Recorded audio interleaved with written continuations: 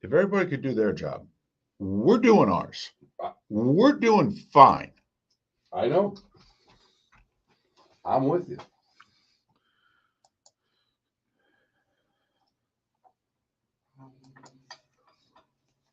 All right. I feel better now. Miller and Moulton is streaming sports. That's what it says.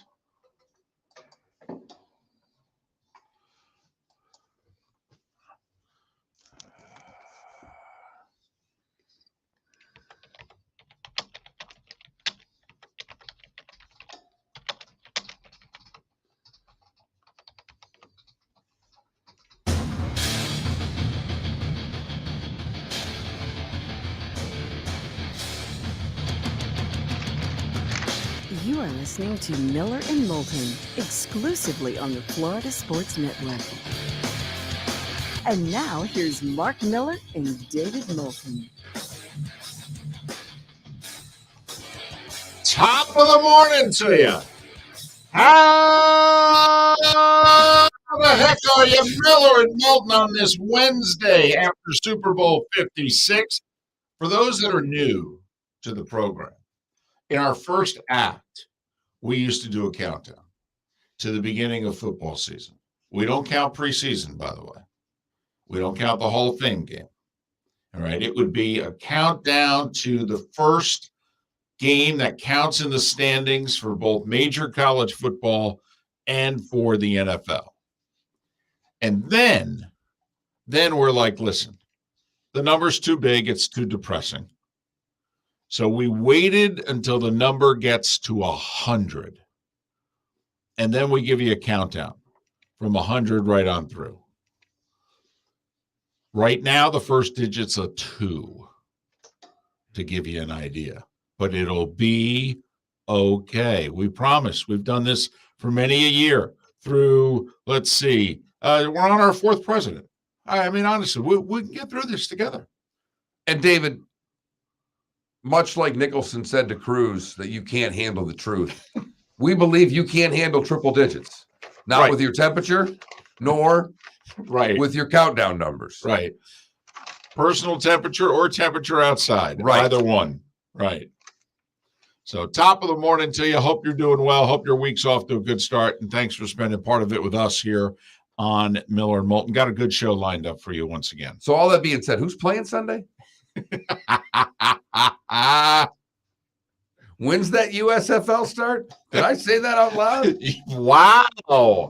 Wow. I'm joking. I watched a lot of college hoop last night, watched a little Providence and Villanova, watched a little Lightning and Devils. Now listen, if the college basketball product could consistently be Nova Providence, we'd be on to something, wouldn't we? Yeah, unfortunately, I'm a Michigan State alum, so I had just prior to that had watched that in Penn State that sets college basketball back 25 years. Listen, somebody needs to have an intervention with Tom Izzo and go, dude, it's 2022. You got to score some points. You got to let him play a little bit. But I also think part of it is, the sport. Jay Billis is on this, like us talking for over a decade now about the length of college football games. And now there's 3 or 4 people that are actually on our side. And hopefully this movement will swell. If we can stay on the air long enough, we can actually, create some real change. But Jay Billis, pretty big voice in the sports, been pounding the table now for a couple years about, you guys got to do something about this. This is like hockey 20 years ago. There are felonies out there all the time. No wonder nobody can score. It is amazing from game to game how different that sport is, because the association from game to game isn't very different. Right now, they're scoring a boatload of points. There's a lot of flow, a lot of three-pointers are shot. The times that it gets ugly is when guys just don't make shots. But the college product from game to game varies drastically. Yes, and it you're does. right. Although I wasn't sure about those Nova light blues last night. Not a huge fan. Don't like them at all. As much as you and I are down with the powder blue jersey. For the Chargers. And there's a few others that I'm okay with. But it is part of Nova's colors. If you were to look closely, it's the navy blue. I think it's dark navy. It's the white. And they do have kind of, An accent, David. Yes. Right. And you know what an accent is? It's a small little bit. Right. Because I think when they wear that, it goes from accent to accident. You've got that right. But it was a raucous environment, probably the second best environment this year in the sport outside of Lubbock when Chris Beard in Texas played there about a week and a half ago. But the joint was a jumping, and even though Providence is in first in the Big East, Villanova let them know last night, it goes through us. Just so you know, it goes through us. Boy, and they played that game. That was a big brother, little brother game to me. It's like they just kept, come on, I'll let you come back. You guys want to take the lead for a second? Okay. Then we'll run and get 6. They just seemed to keep them at arm's length, but it was a fun game. Good scoring in that game. You're right, David. Give me college basketball like that every night. If you were lucky enough to be tuned into the only game featuring 2 top 10 teams, you caught a really good one. 89-84 for those of you that missed it. We're guessing most of you did, but that's if you're college basketball. Granted, each college sport doesn't have a commissioner to oversee it and what have you. Each conference does. We all know the drill, but it was good last night. It was good. It was NCAA tournament worthy. There's an idea out there about changing, making the play-in games like literal play-in games. Like taking teams that are like on the bubble and making the Tuesday and Wednesday like, here you go. We're not sure, to be honest with you. It's just, go for it. Do you like that idea or not? So what, more play-in games then? No. Just changing the, what we call it? Yeah. That they don't get credit for a tournament win by a play-in game. The way it should be. It's an idea that's out there. I love it. It's an idea that's out there that basically none of you are in the tournament. All right. But if you win tonight, you're in. Which I guess is kind of like the NBA playoffs, 7, 10, 8, 9 that they started last year, although that is the 7 and 8s only have to win 1 game while the 9 and 10s have to win 2. But it's an idea that's being floated. I don't think it has serious traction yet. I'm only in, by the way, if they remove the 16s from the game. Right. 16s playing each other. I hate that. I'm with you. They earned their right to go play a 1. If you want to line up 4 11s, if you will, or 6 or 8 11s rather. Yeah. And essentially that's what they do, but they put them on the side. Hi, none of you are in. Right, but they do it with 16s. We get 4 11s, if you will, and then we get the 16 teams that are playing, like FGCU locally here one year got a play-in game and won it. Right. But I hate the idea of a team that won their conference tournament having to play another team who won their conference tournament for the opportunity to get lambasted by a 1 seed. You earned your right to get lambasted all on your own. But this idea would cut down the number of 16s. We would go from 6 back to 4. All right. The 16s would not play on Tuesday and Wednesday. I'm all for that. They would play 16 games on Thursday or Friday. Right. The one thing about this, and obviously nobody cares about this, but in theory, 4 of those teams would be 1 seeds in the NIT. Now, I understand nobody cares about that. But, that is because now what they do is they draw a line, you 4 are in, and you 4 get to go play in that tournament if you're so inclined, and most of them do. But obviously now it's like, okay, see you in Dayton. Yeah, well, UCLA played that game and went all the way through. So VCU with Shaka was in that game and made it to the Final Four. Yeah, so I think the opportunity would certainly outweigh the chance for a couple of home gates in the NIT. No. But I'm just saying that it's kind of like in college football. We're talking about if we're going to expand the playoff, and then it's like, well, okay, especially if we go to 12, 5, 12, 6, 11, 7, 10, 8, 9. And then obviously we're going to have 4 losers. And we're going to have 4 losers the second weekend in December. And then it's kind of like, well, okay, they were in the playoff, but now do they go play in the Outback Bowl? And I would say no to that. The coaches are all going to want to say yes. The players would all hate the idea. Oh, exactly. The players are like, "Are you nuts? No, we're done. We're going home.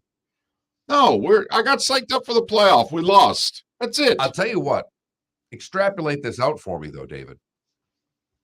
Those California schools are in the midst of some sort of little lawsuit trying to become employees. Right. Now, which is its own can of worms, by the way. I got you. But if I'm representing those players who want to be considered employees, and I lose a playoff on December 10th, and my coach at USC tells me I've got to be at practice all through Christmas so that I can play in a meaningless bowl game, I'd like that on my side if I was saying I'm an employee. You think so? Yeah, I would. Because in theory, you could get fired, right? Your boss is saying, "Hey, you need to come to work next week." Right. And you're like, "No." And I'm saying no. And he's saying, "No, you have to come. You're off the team." Well, then I'm an employee, then, aren't I? I need to be paid as such. I think it would help their cause. Well, I'm with you. I think it would help their cause. I don't know. I don't know if they want this. Yeah, cause. I don't either. And I don't know if we need to maybe get I don't know if it's a sports attorney and or a tax attorney on at the same time and discuss. So, as the laws are written now, if we turned all the athletes into employees, how would that work?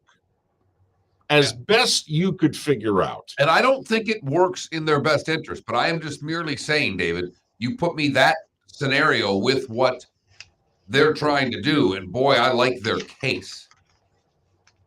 Miller and Moulton. There's a couple of stories out there of bubbling. And that's what we're here for. We're here to maybe help them bubble a little more, or maybe, how, Mark, you cook. I don't cook, I eat. You cook and eat. All right. But it's my understanding that sometimes, you got the water on the stove there and it starts bubbling. And what you need to do is you need to turn the heat down. Right. So that the bubbling's not so high. Right. So when we come back, I would say these stories are a simmering. And we're gonna stir them a little bit. We're gonna give them a little stir. Right. Don't know if we're gonna turn the heat up or we're just gonna play out the whole simmering and then turn them down. Miller and Moulton. How's your week going? Thanks for spending part of it with us here on the Florida Sports Network. Hey, it's Mark Miller for the Training Grove by Orange Whip Golf, where golfers go to get better. Improve your golf game from home with Orange Whip Golf and Fitness online swing training program, The Training Grove. With a growing swing training video library and a daily program prescribed by golf fitness professionals, The Grove provides a clear path to unlock your most powerful swing, giving you control of your game like never before. Join thousands like me who have finally found a way to achieve results in half the time of traditional game improvement methods with The Grove's revolutionary blend of golf fitness, instruction, and award-winning Orange Whip products. Go to orangewhipgolf.com to get started for a free 14-day risk-free trial. And use code Miller10 to get $20 off your first month. That's orangewhipgolf.com to get started for a free 14-day risk-free trial. Remember to use code Miller10. That will get you $20 off your first month. The Training Grove by Orange Whip Golf, where golfers go to get better. You are listening to Miller and Moulton on the Florida Sports Network. We lost the hockey. Yes. Gave up a goal in the final minute and then lost to a shootout.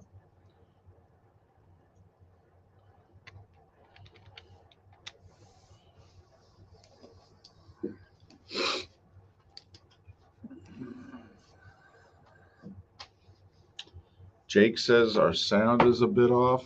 Don't know if that's true. Yeah, I know what it is. I know what it is. You're fine.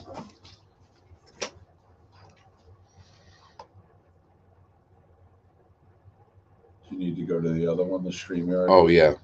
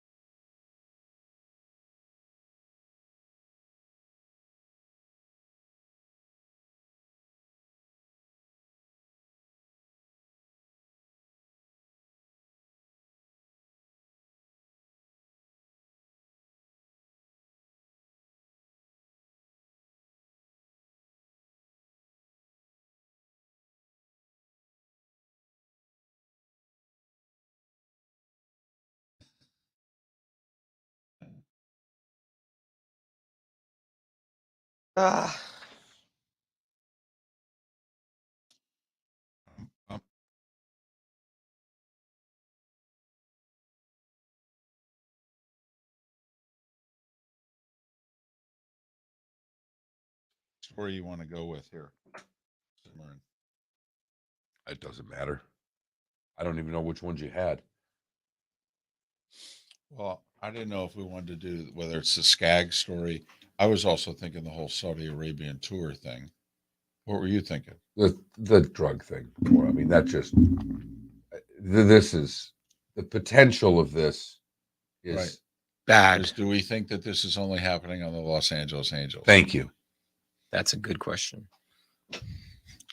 Philly did cut his mop over the weekend.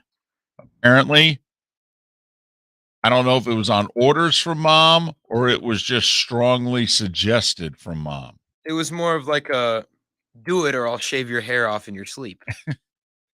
I will say, she's there, you're here. That's quite a threat. No, it's just, I'm not in town always. So when I am in town, she wants to see me look presentable. Yeah.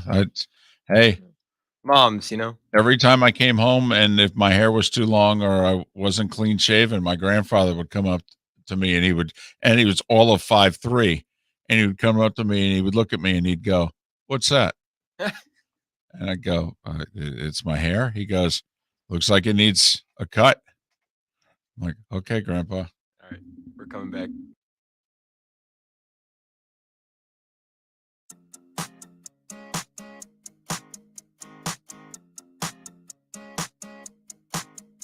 You're listening to Miller and Moulton, exclusively on the Florida Sports Network.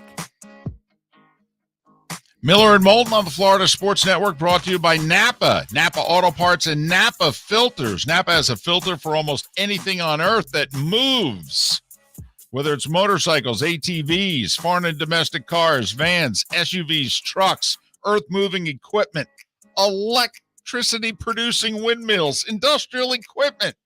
All right, you get the drift. Napa Filters.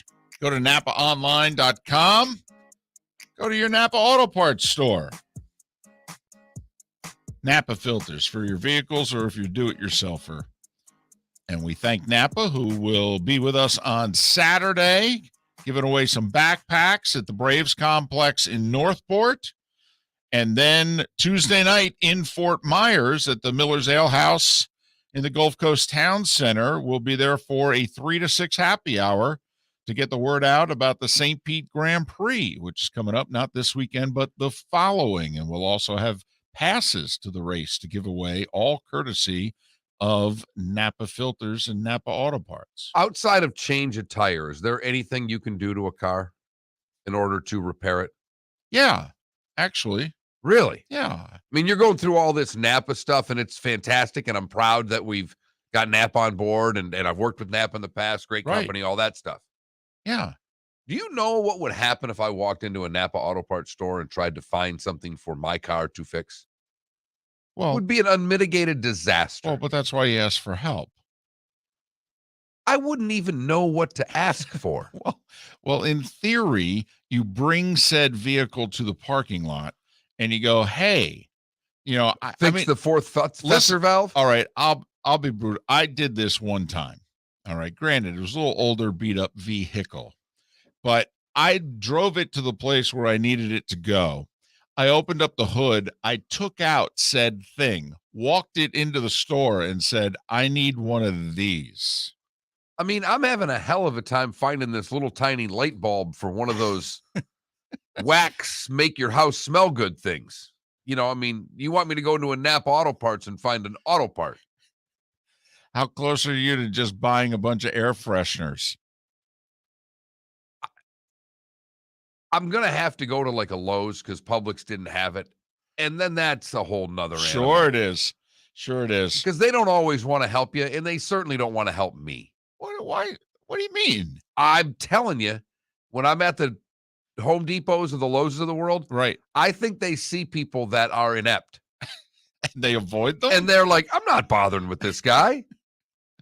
I just walk right to him. Come on, Sally, can you get the Shamo there on aisle 15. He's lost. I do not waste my time walking through the stores. I just walk in right away. I walk right to the person. I go, I need some help.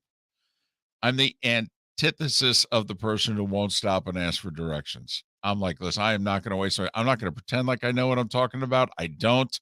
All right. I am in this store in a mini protest. All right. Please help me. And what's funny is I've been in these stores enough now that I know how to get around. I know where things are, but I don't know how to use any of it. Miller and Moulton. What story that's simmering that you want to start with? No offense, David. I'd like to talk drugs and baseball. Well, I don't know if you had me at drugs, but you certainly had me at baseball. Man, Mark, it is the baseball hour after all, David. That's right. It is the baseball hour, named during our second act. So when the headlines of stories read things like, oh, I don't know, so-and-so, 4 players testified they received drugs at Skaggs' trial. Right. That's got to have the number up to about 11. Just so you know, these are prosecution witnesses also. These are not, defense witnesses. These are prosecution witnesses. Yeah, I did drugs. In fact, I went and I know a guy. I got the drugs from him. Matt Harvey went so far as to say, basically, I have an East Coast guy and a West Coast guy. Oh, no, we were there? Yeah, no. I went and got them from my guy in New York. I think they may have the wrong person on trial. Well, I have to admit, they could have others on trial. Yes. We're making light, but obviously it's a serious story. Tyler Skaggs died on July 1st of 2019 in his hotel room in Arlington, a pitcher for the Angels at the time, and they were getting ready to play the Texas Rangers. And it turned out that he died a concoction that had fentanyl, oxycodone, and one other drug in it. And so they're blaming Eric Kay, who's like an assistant equipment guy who had just gotten out of rehab and was on the road. And they say that Eric Kay was the one who supplied Skaggs with the drugs.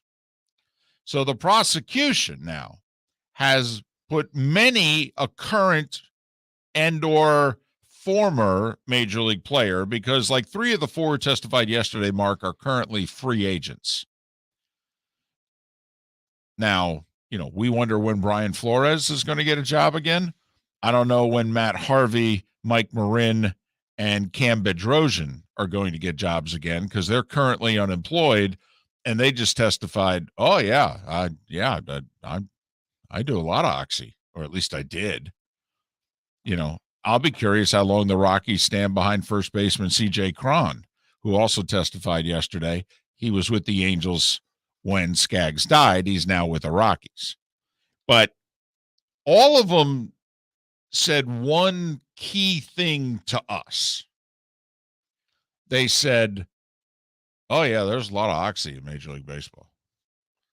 Yeah, and anybody that thinks this is a LA Angels problem, right, has their head firmly planted in the sand right now. Right. There are 29 other teams going, oh, no! The commissioner's begging the big greenies back to the game right now because it was safer then. These players all got immunity. Matt Harvey said, yeah, if I didn't get immunity, I was taking the 5th. But once you get immunity, you have to answer the questions.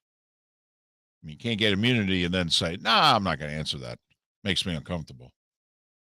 Makes all of us uncomfortable, just to the sheer amount of painkillers that are being used. Right. I'd be lying if I didn't think there was some of this. But it sounds to me that there are more rampant with oxys because, all right, there was a time, and I lived through it in this market, when in Florida, there was about 40 doctors you could go to that were writing you scripts for oxys if you walked in and said, my finger hurt.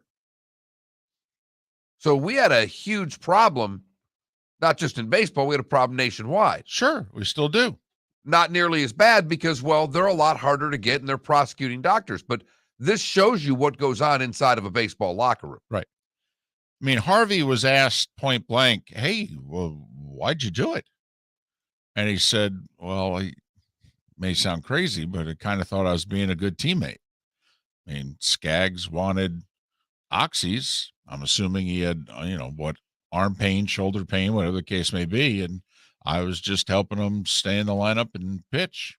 So he reached out and I said, yeah, I can get you some. Now, Harvey also went on the stand, ended up admitting to stuff that had been whispered about while he was with the Mets that he now confirmed. That Matt Harvey, when he was with the Mets, he was doing some coke. And that helps explain a lot of the, he was late. It explains to things. Why he knew people who could get things on the East Coast. It explained why he didn't show up one time during the National League Division Series in 2015. Just didn't show up. Which, needless to say, red flags, particularly with the Mets organization, because, well, that happened with Dwight Gooden 30 years earlier. And they're like, oh, we've seen and heard about this before. So, and Gooden, it turns out, once Harvey said what he said yesterday, people called Doc Gooden, and Gooden goes, oh, yeah, the Mets knew something was up. They called me to reach out to Harvey, and basically he didn't take my calls.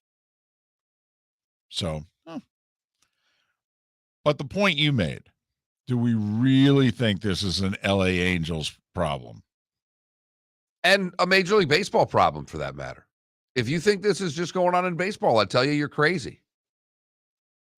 And I'm not trying to just because say it's baseball, well, it's in the other sports, but I don't have to apply that much logic to take it to that. What's the most important ability, David? That's availability, Mark. Always has been. And when you're a fringe player trying to stay in the bigs, you're going to do whatever it takes to stay in the bigs. For the record, the prosecution rested yesterday. Now, they had some strong witnesses. They brought the widow, and obviously that was very emotional. You tugged at the jury there. They did have a coroner, medical examiner. They had one earlier who couldn't, in fact, officially, link the guy who's being prosecuted to it. He said, no, I'm not so sure. I guess the one they brought yesterday, it was a little more damning for Eric Kay, who's on trial. So beginning today, the defense. Now, remember, all of this has come out with the prosecution's witnesses. I can't imagine what's going to come out here in the coming days, David. I really cannot. Exactly. I mean, one would think, and I'm not trying to make light of it, but wow, we learned. So we learned all this. These are the good guys, is what you're saying. These are the ones where, wow. Okay. Oh, wait. Yeah, I think we're going to find out a few things about how the Angels do business here in the coming weeks. Well, and I think we're also going to find out about, I don't want to say it's a dirty little secret, but there are 2 or 3 key people in most every team that, I don't want to say they're fixers, but they're the people that get stuff done. Whether it's from errands, hey, you need to, okay, fine. And then they've got people that they're runners and the people, they're interns, this, that, the other thing. Hey, go and pick this up and what have you and bring it back. Here you go. $40 should cover it here. Go. Thanks a lot. I need it back in an hour. To this.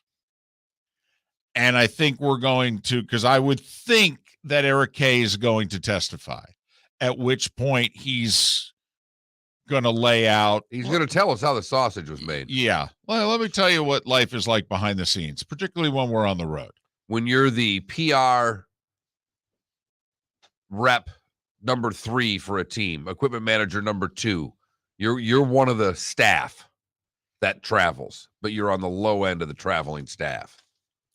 So a lot of dirty laundry being aired here. For those of us of a certain age, it kind of reminds me a little bit, Mark, in the early 80s, there was the Pittsburgh drug trial in which we found out Dave Parker, Keith Hernandez, and others, and, they were doing drugs, which was, just a huge black letter, 40 years ago. Right, and we were supposed to just assume it was the Pittsburgh baseball team. Right. It was just, not the Steelers, not the Penguins. None of them were doing anything. No. It's Major League Baseball. And it was just Grant Fuhr, too. And it just came through Pittsburgh. Right. Grant Fuhr was the only Oiler. Right. It was, yep. Just him, Mm-hmm. Miller and Moulton, 27 minutes before the hour.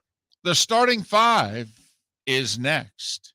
Top of the morning to you. Thanks for being with us here on the Florida Sports Network.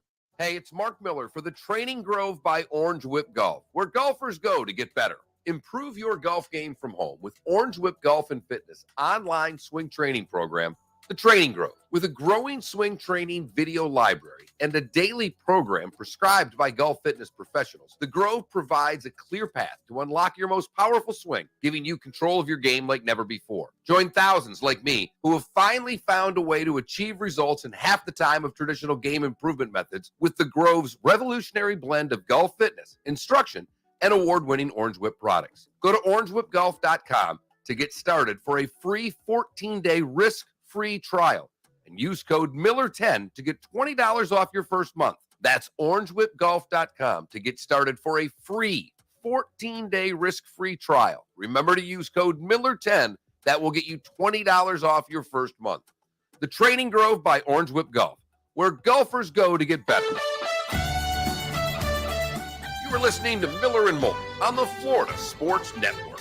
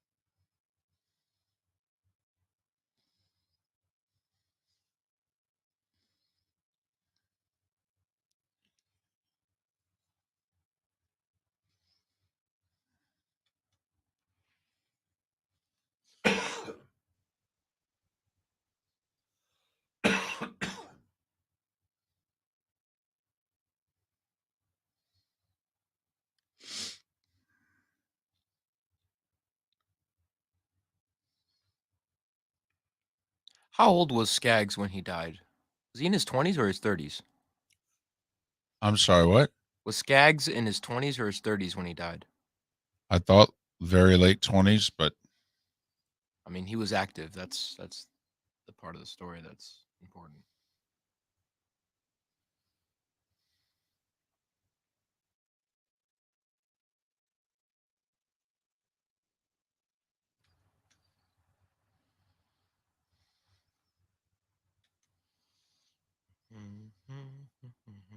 Oh, good. We're going to pass a really bad abortion bill in Florida. We're trying. Arizona? No, Florida. 15 weeks. Arizona just passed it yesterday.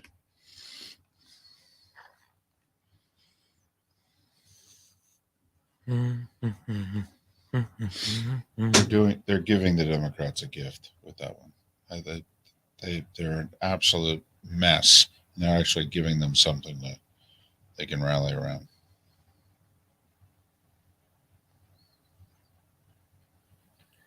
I've never been sad. Oh my God.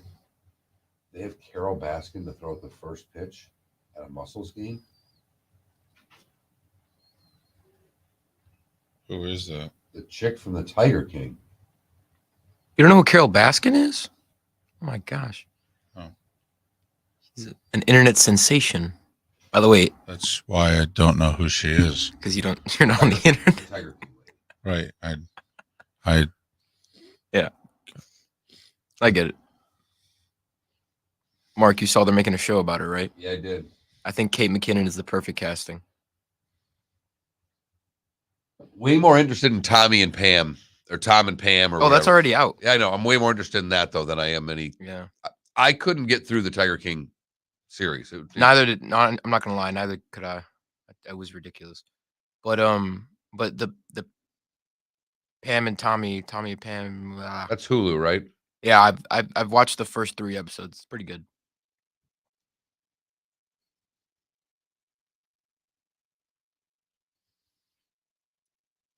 Oh wow!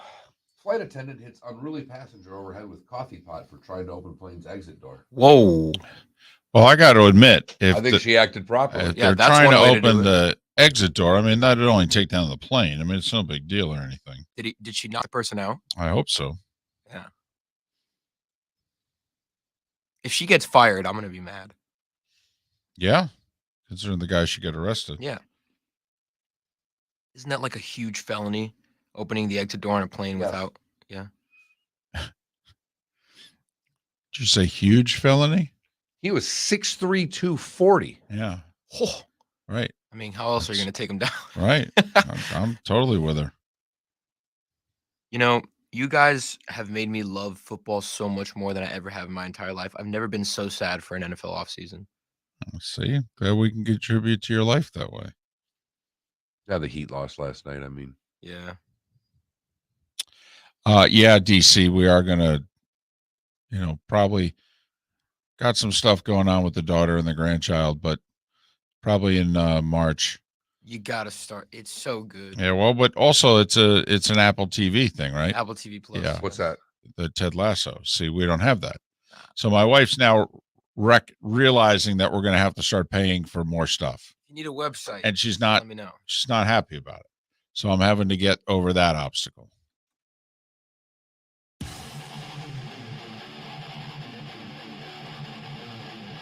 You're listening to Miller and Moulton, exclusively on the Florida Sports Network.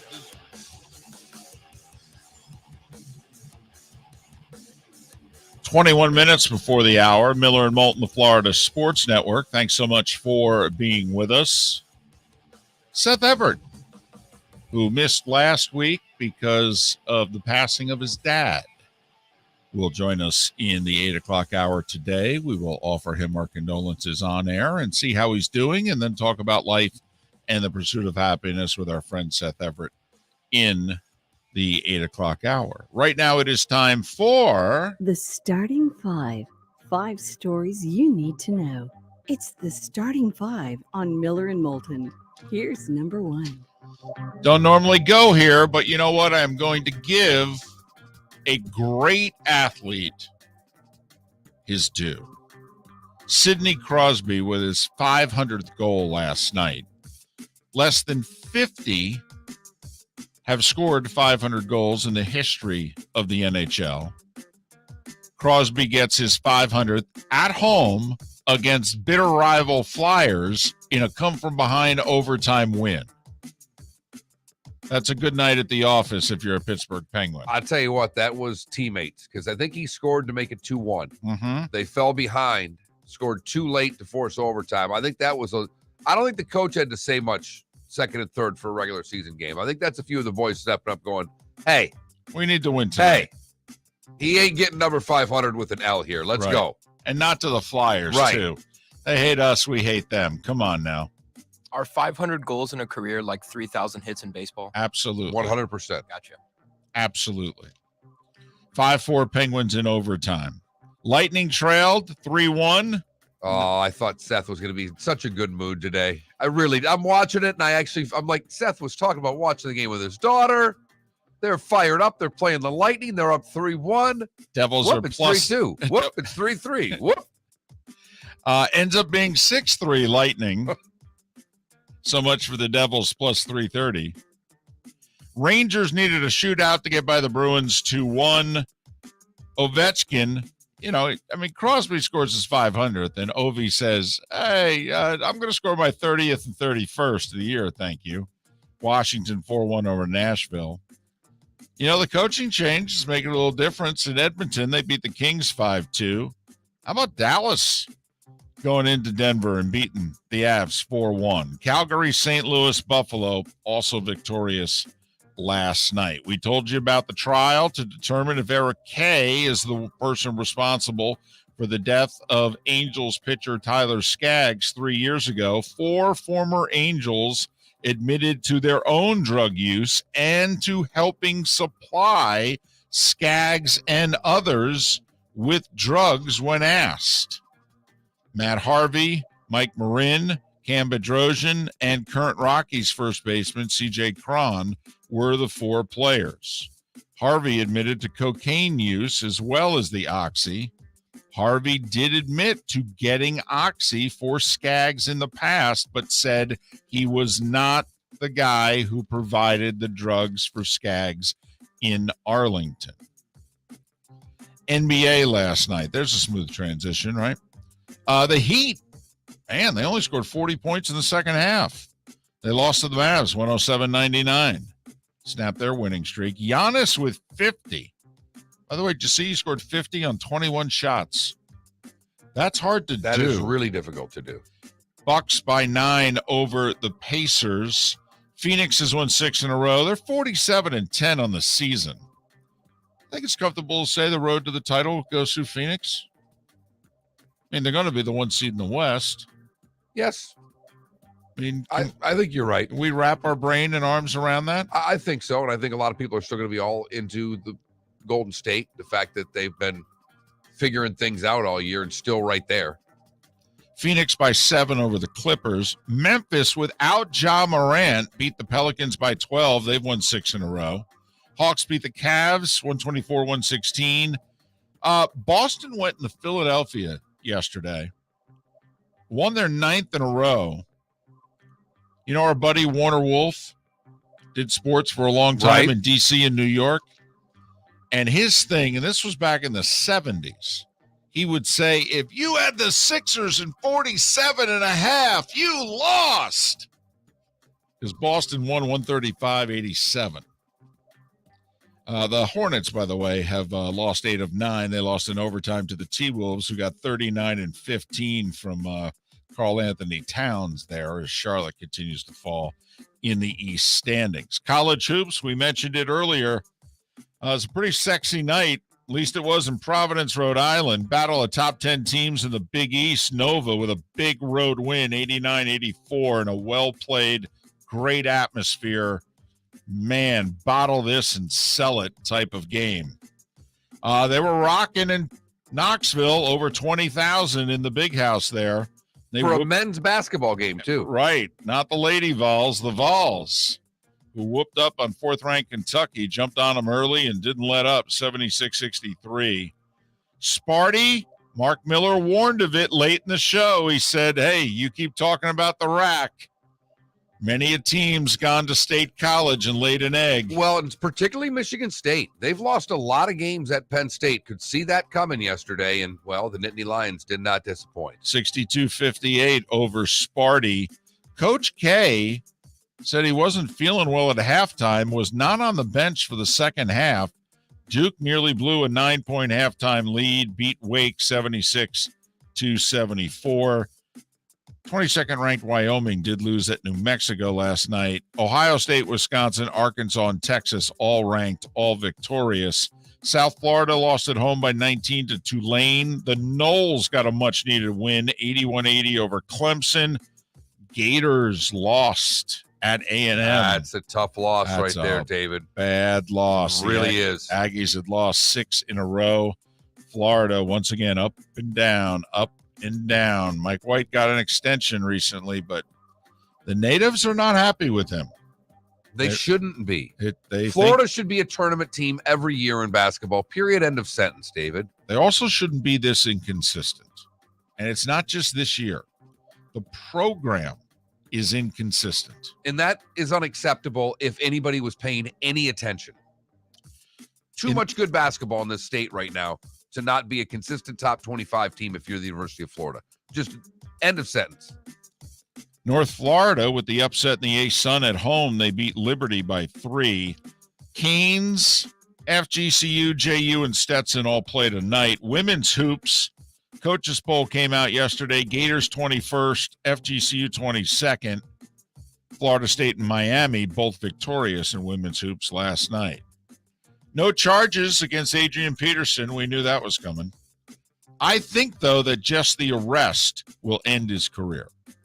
Like 2 teams gave him a shot last year. I don't think anybody gives him a shot this year. Which means, by the way, if Gronk retires, Right. think about 5 years from now. Ben, Tom, Gronk. AP. Right. Maybe Aaron Donald, just who has hinted at retiring. Right. And you know the old adage, if you're thinking about it, you might as well just go do it because you're already one step out the door. Al Golden, former Canes head coach, was a Bengals assistant until yesterday. He left to become the new defensive coordinator at Notre Dame. Turns out 101 million people watched the Super Bowl. That's up 6% from last year. Olympics, the U.S. men's hockey team made it through preliminaries undefeated. When you reach the quarterfinals in Olympic hockey, it's win or go home. And the men blew a lead in the final minute. Slovakia tied it at 2. After 10 minutes of overtime, they went to, yep, you guessed it, the shootout. Slovakia takes out the U.S. 3-2 in a shootout. United States adds a gold and a silver in the slope style. U.S. now third in medals with 19, 8 gold, 7 silver, 4 bronze. Mark, maybe my favorite story of the day. Are you paying attention to this Conference USA Sunbelt tiff? A little, not nearly as much as you, because I know how delicious you find this. But yes, this is rich. Spectacular. So, listen, and I know none of you cares about these teams. That's not the issue. The pettiness is the issue. And yeah, Marshall, Old Dominion, and Southern Miss all late last year said, we're out of here. We're leaving Conference USA. We're going to the Sun Belt. And we're leaving at the end of this athletic year. So we're done at Memorial Day weekend, basically. We're going to be in the fall of 2022. We're going to be in the Sun Belt. Conference USA said, have you read the charter? The charter says 14 months, dude. You guys gave notice in October. You guys gave notice in December. Do the math. You ain't going anywhere next year. And they're like, yeah, I don't know what to tell you. We're not coming back. And Conference USA released their football schedule yesterday with all 3 of these schools on it. And those schools said, we're not playing. Sunbelt's going to release their schedule any day. And Conference USA is like, see you in court. So I can't wait to see how this turns out. And I'll bet you Oklahoma and Texas are paying a little attention too. Because they're like, Mr. Bowlesby's looking at this and wondering, what's our charter say? Well, because they can't leave till after 2025. Correct. Unless these 3 schools win, at which point Oklahoma and Texas are like, oh, well, then hell, we're leaving now. The Red River Shootout on CBS. I mean, the 2022 SEC schedule's already out, but if these 3 schools win, they could call up and go, hey, you can pencil us in for 2023 right now. Yeah, we're out of here. Great tweet yesterday. I forget from who it was who said, can't wait to see Marshall win both the Sun Belt and Conference USA titles next year. Fantastic. And that was the starting 5 every weekday morning at this time on Miller and Moulton.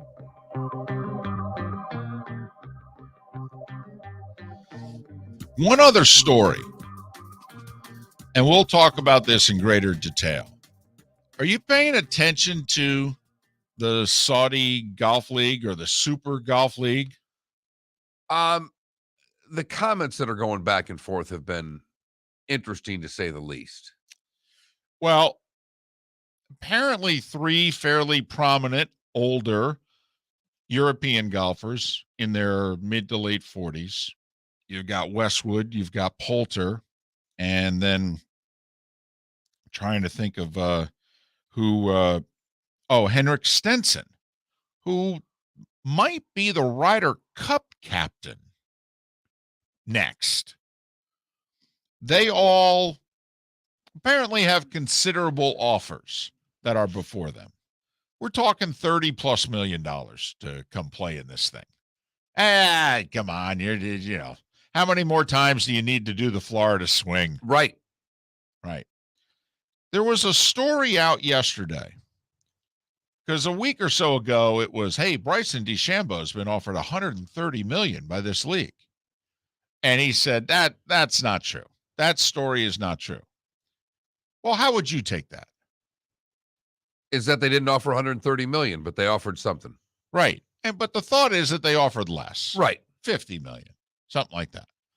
Yeah. There's a guy yesterday who said, actually, they offered him $240. He wasn't lying when he told you the story wasn't true. It was just wrong the wrong way. Right. They didn't offer him $130. They offered him $240. And go back to Mickelson's comments about having to pay for his shots and some of the things that he's not happy with. Mickelson's one that's talking. Yeah. And listen, at Phil's age 51, I mean, does he need to play a PGA tournament again? I think Phil would want to know, if I go do this, am I still going to be able to play the majors? And I guess there's a chance that, the USGA, I guess, and the RNA could keep him out. Could, but you qualify for that openly, so he would be, as long as he's eligible to, he might have to go through qualification. Well, but, this PGA championship gets him in all the majors for at least 5 years. Right, so they can't do a thing about it. He's got a lifetime thing at Augusta. Right. And he's got until 65 with the British. And Augusta doesn't care what the tour says. Hell no. So, just throwing that out there. Just throwing that. If you're trying to keep score and figure out if anything is coming of this. So far, no one is committed to playing in this, for the record.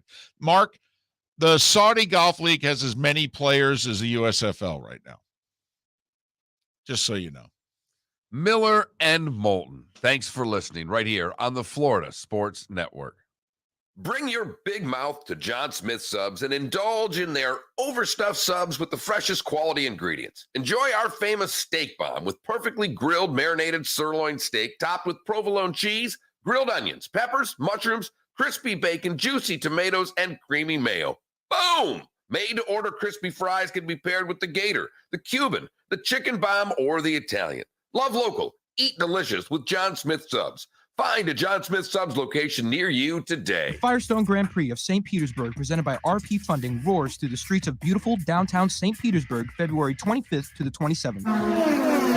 3-day tickets are on sale now at gpstpete.com. It's fast, fun, family entertainment jam-packed into 3 days. The weekend is highlighted by the NTT IndyCar Series race taking the green flag on Sunday afternoon. It all happens at the Firestone Grand Prix of St. Petersburg, presented by RP Funding, February 25th to the 27th. Get your tickets at gpstpete.com to secure the best seats. Hey, it's Mark Miller for the Training Grove by Orange Whip Golf, where golfers go to get better.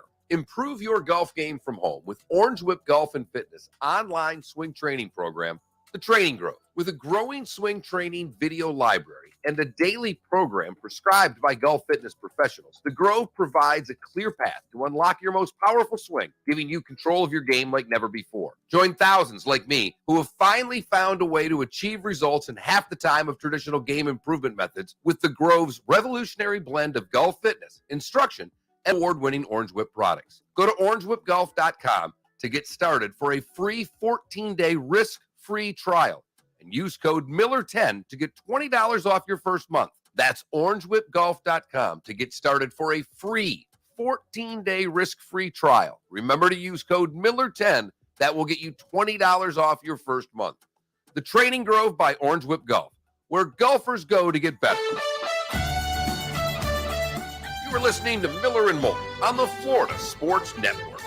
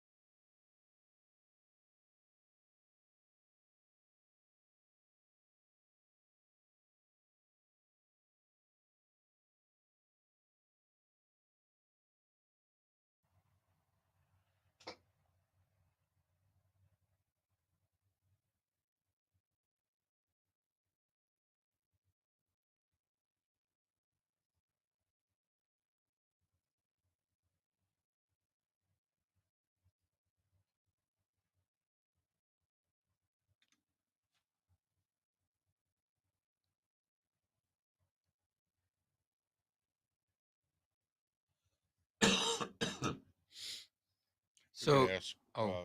which team do you think will appear in the Super Bowl, like first or again, and put Rams or Bengals? Yeah. So is that Saudi Golf League on the Golf Channel? Right now, it's not anywhere. Oh yeah, true. Here's my thing. I don't believe the Golf Channel will air it because I think that they will be afraid of ruining their relationship with the PGA Tour. And if they ran it, the PGA Tour would basically say, when our contract's done, we're done with you. So which team makes it back to the Super Bowl first? Yeah. I like it.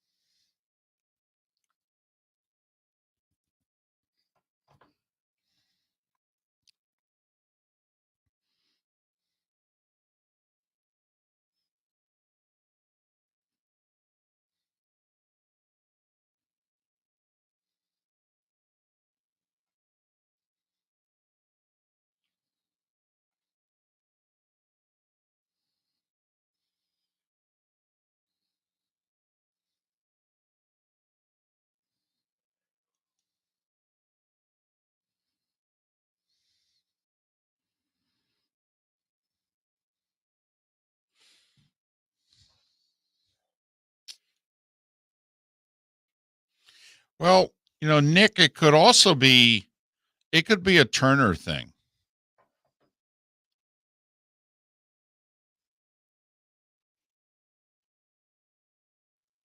But it could also be, I mean, who knows? Could be an Amazon thing.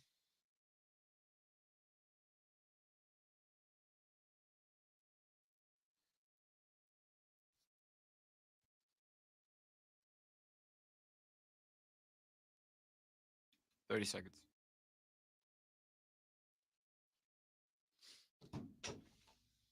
Oh.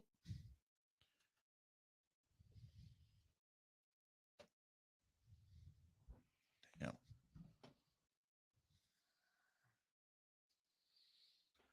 We're coming back.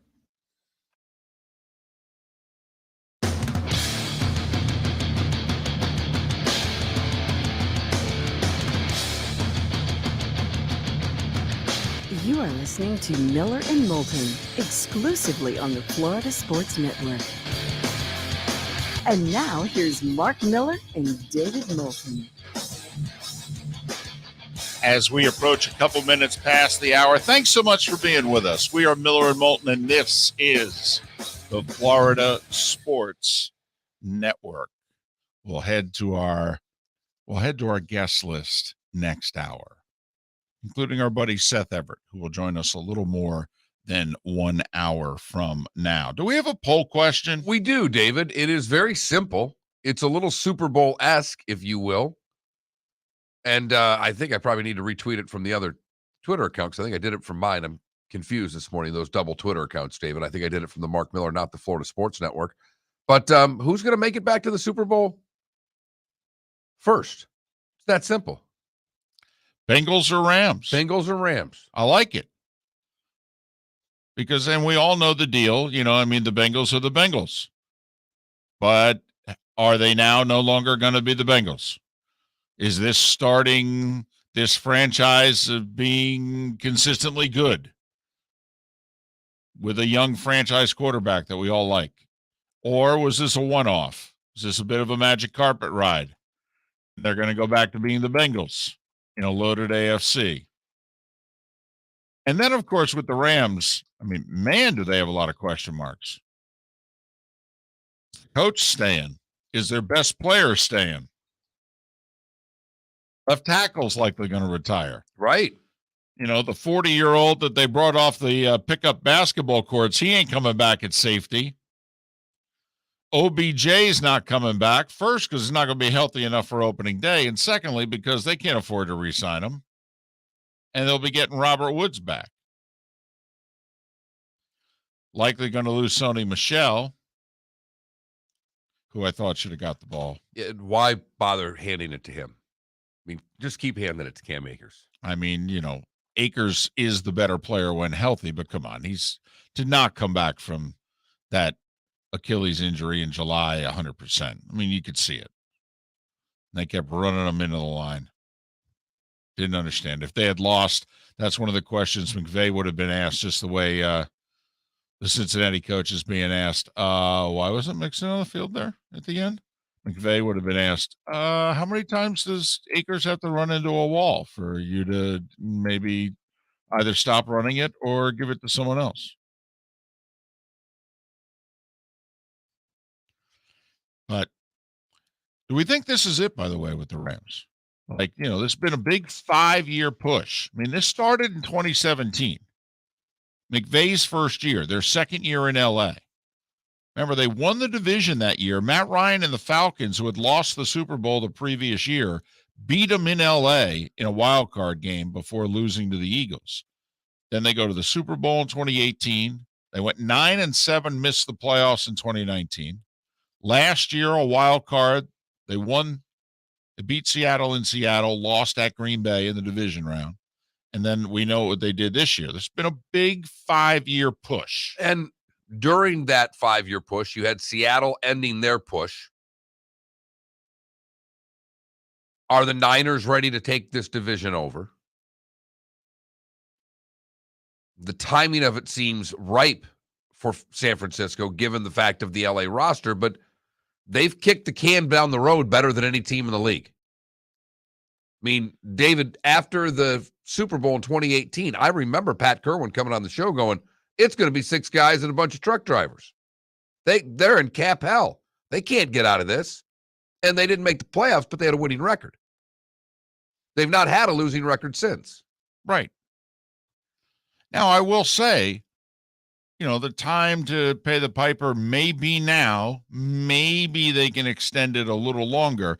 But eventually you do have to pay the price. For example, the Saints right now. Remember, they had to shed $75 million in salary last offseason.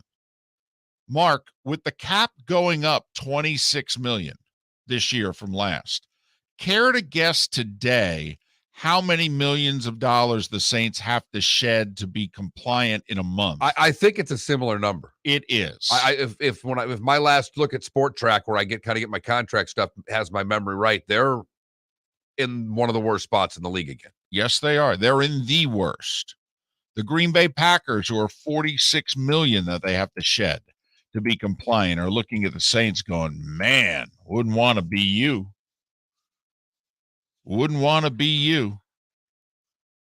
You know, Cowboys have to shed over $20 million. Rams have to shed a big number. Right.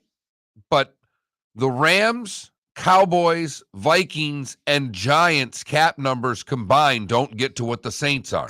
Right. It's isn't it closer to 80 than 70? I got to see if I got the columns right. Well, they've got cap space and then what they call effective cap space, and those numbers are different. Their cap space is almost $76 million. They're one of the few teams when you go to the effective cap space that the number actually goes up, David. It's almost $80 million. That they have to shed. Right. It's just so that they can start doing business, by the way. You have to be compliant. There is no, could you give us an extra week? No, actually. The bill is due today. I believe that day is March 16th. I believe it is 4 weeks today that everybody has got to get cap compliant and the new league year begins. They've got the third most amount of dead money, I believe. And, that just sounds burdensome, doesn't it? Hey, honey, how's it looking this month? Are we okay with the bills? Well, it's going to be tight, and I don't know what to tell you, but we got all this dead money over here. What? For those that don't know, that's money that's on the cap for players that are no longer on your team. I think Prix still counts. I'm not joking. I think Prix, I think he counted 20 plus million this year, and I think he still counts next year. Because I thought they split it in half. But so could be a reason why Sean Payton wants to take a year off. I mean, he had to coach that roster last year on offense. And he doesn't want to coach the Cowboys roster, which is already 22 or somewhere around 21 million. Well, no, he does, but for whatever, Jerry doesn't want to have to give up a draft pick just yet. Wants to give Mike McCarthy one more chance. Kept the assistants. We can make this work. So, by the way, I picked Bengals to go back to the Super Bowl first out of Bengals and Rams. Did you really? Yes. I have not yet voted. I think I would pick Rams. Is it just simply not trusting the Bengals organization? No, I think that they were fortunate. I think they won, as the Bengals said after losing the Super Bowl. Well, now we know how the Chiefs and the Titans feel. A game, it was right there. It easily could have been had. I mean, they're a 10-7 team. I understand. But I think they're a young 10-7 team that can fix flaws. Well, I mean, the Bengals are, they are cheap.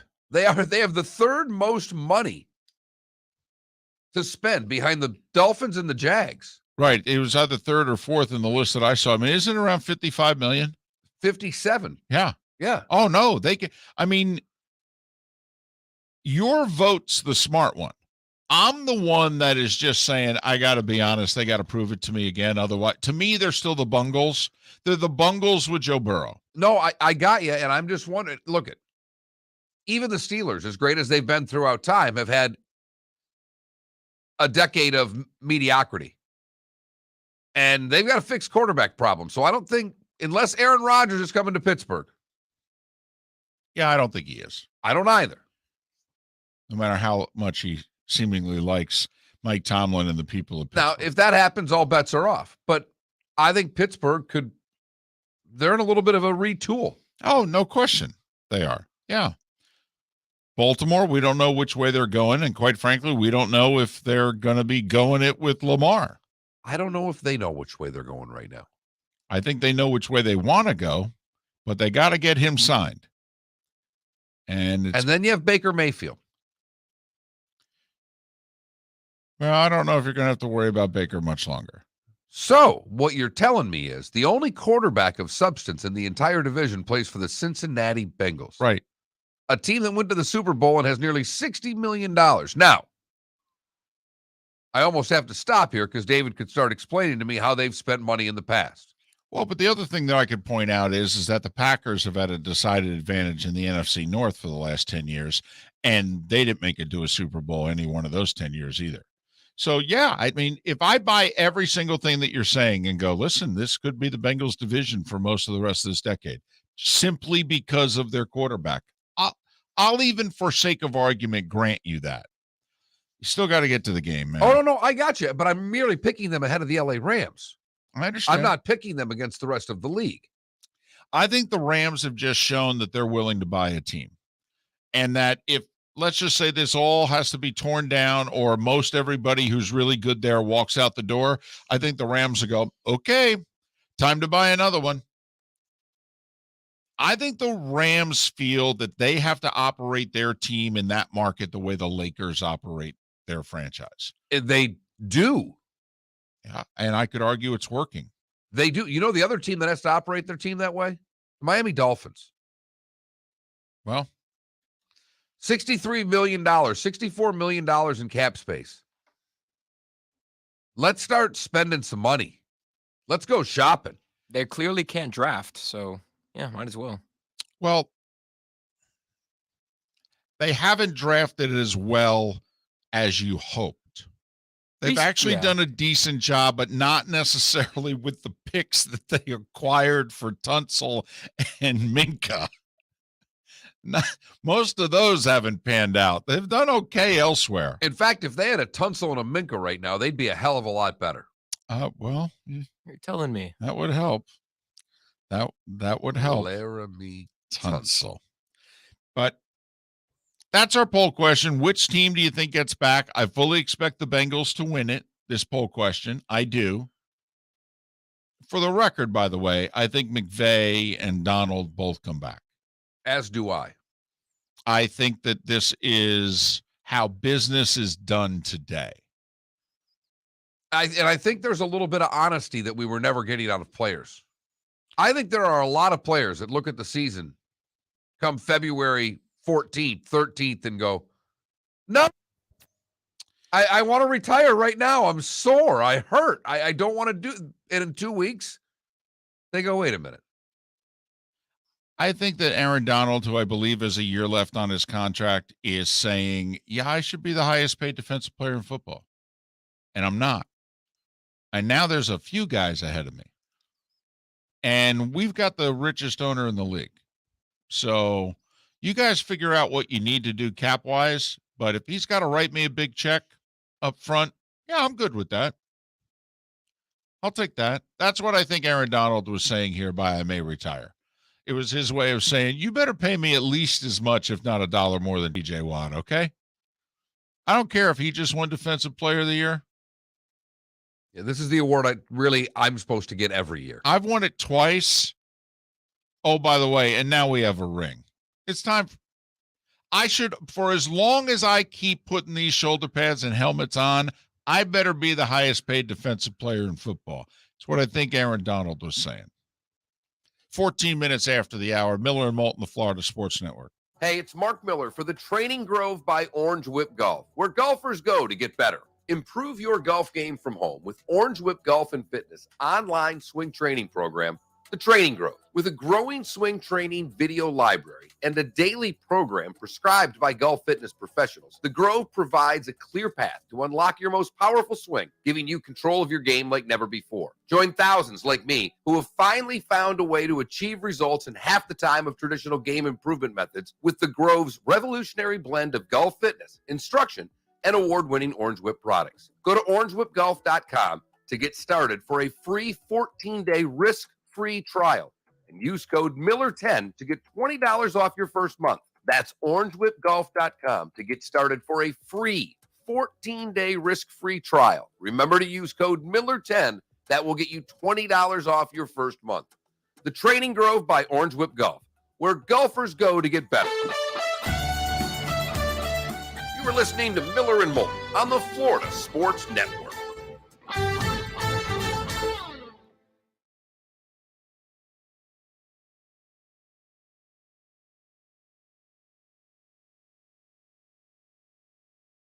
Right in front of the gate. He's a first-class passenger. Nobody woke him up. So he missed his flight.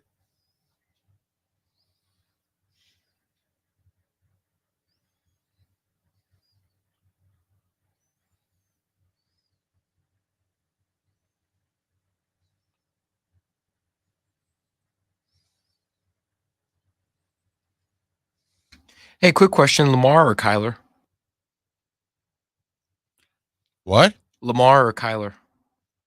For what? Who do you take?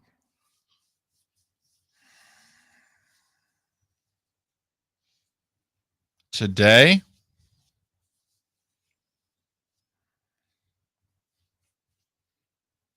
Golly. I think I'd take Lamar. I'm taking Lamar too.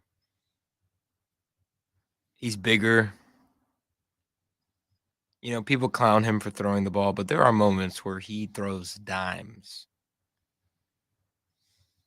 And who knows, maybe with time that'll improve.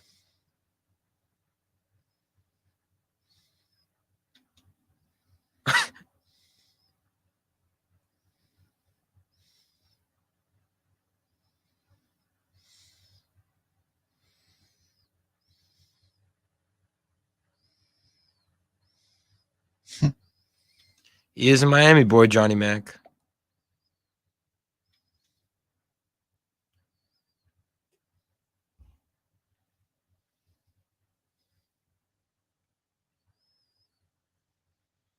I'm with you, RCB.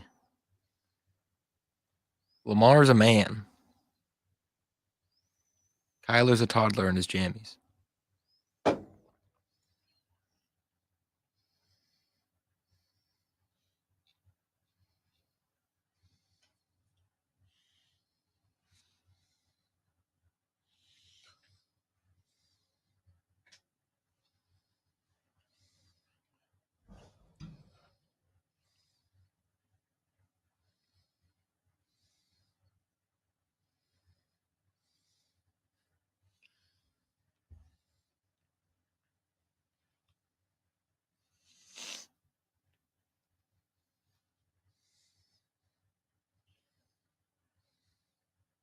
I gotta watch that DC. It's on Peacock, right?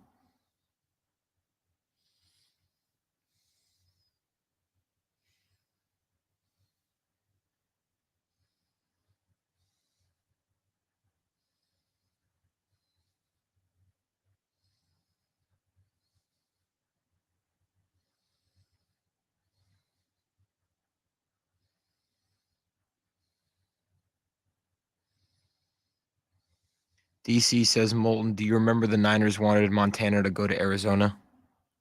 What?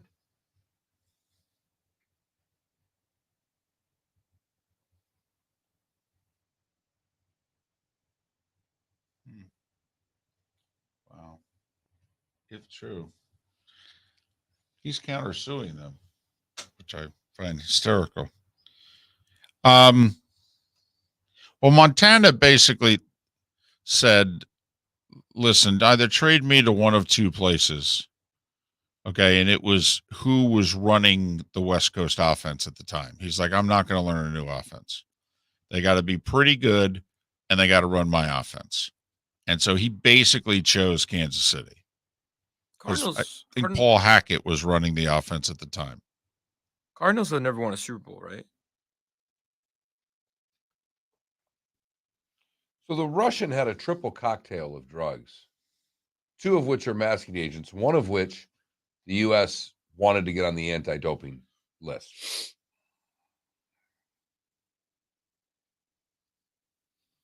The existence of L-carnitine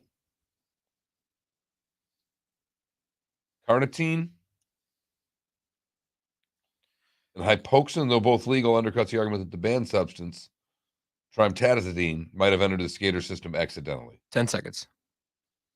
We could do that. Vamos.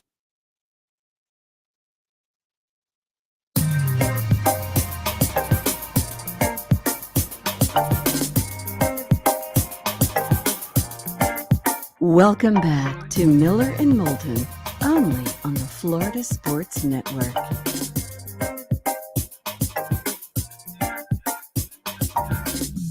.21 past the hour. Miller and Moulton on the Florida Sports Network. Matt Cannata to join us at the top of the hour. So, how much trouble is Stephen Ross in?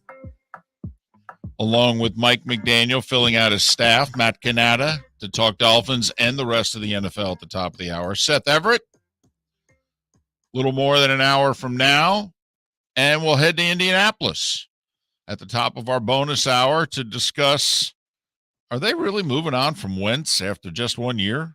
A 1 and a 3, and he's one and done? So that's something to look forward to here on Miller and Moulton.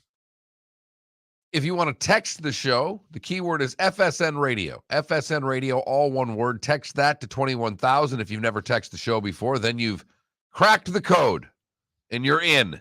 And you can text as much or as little as you would like.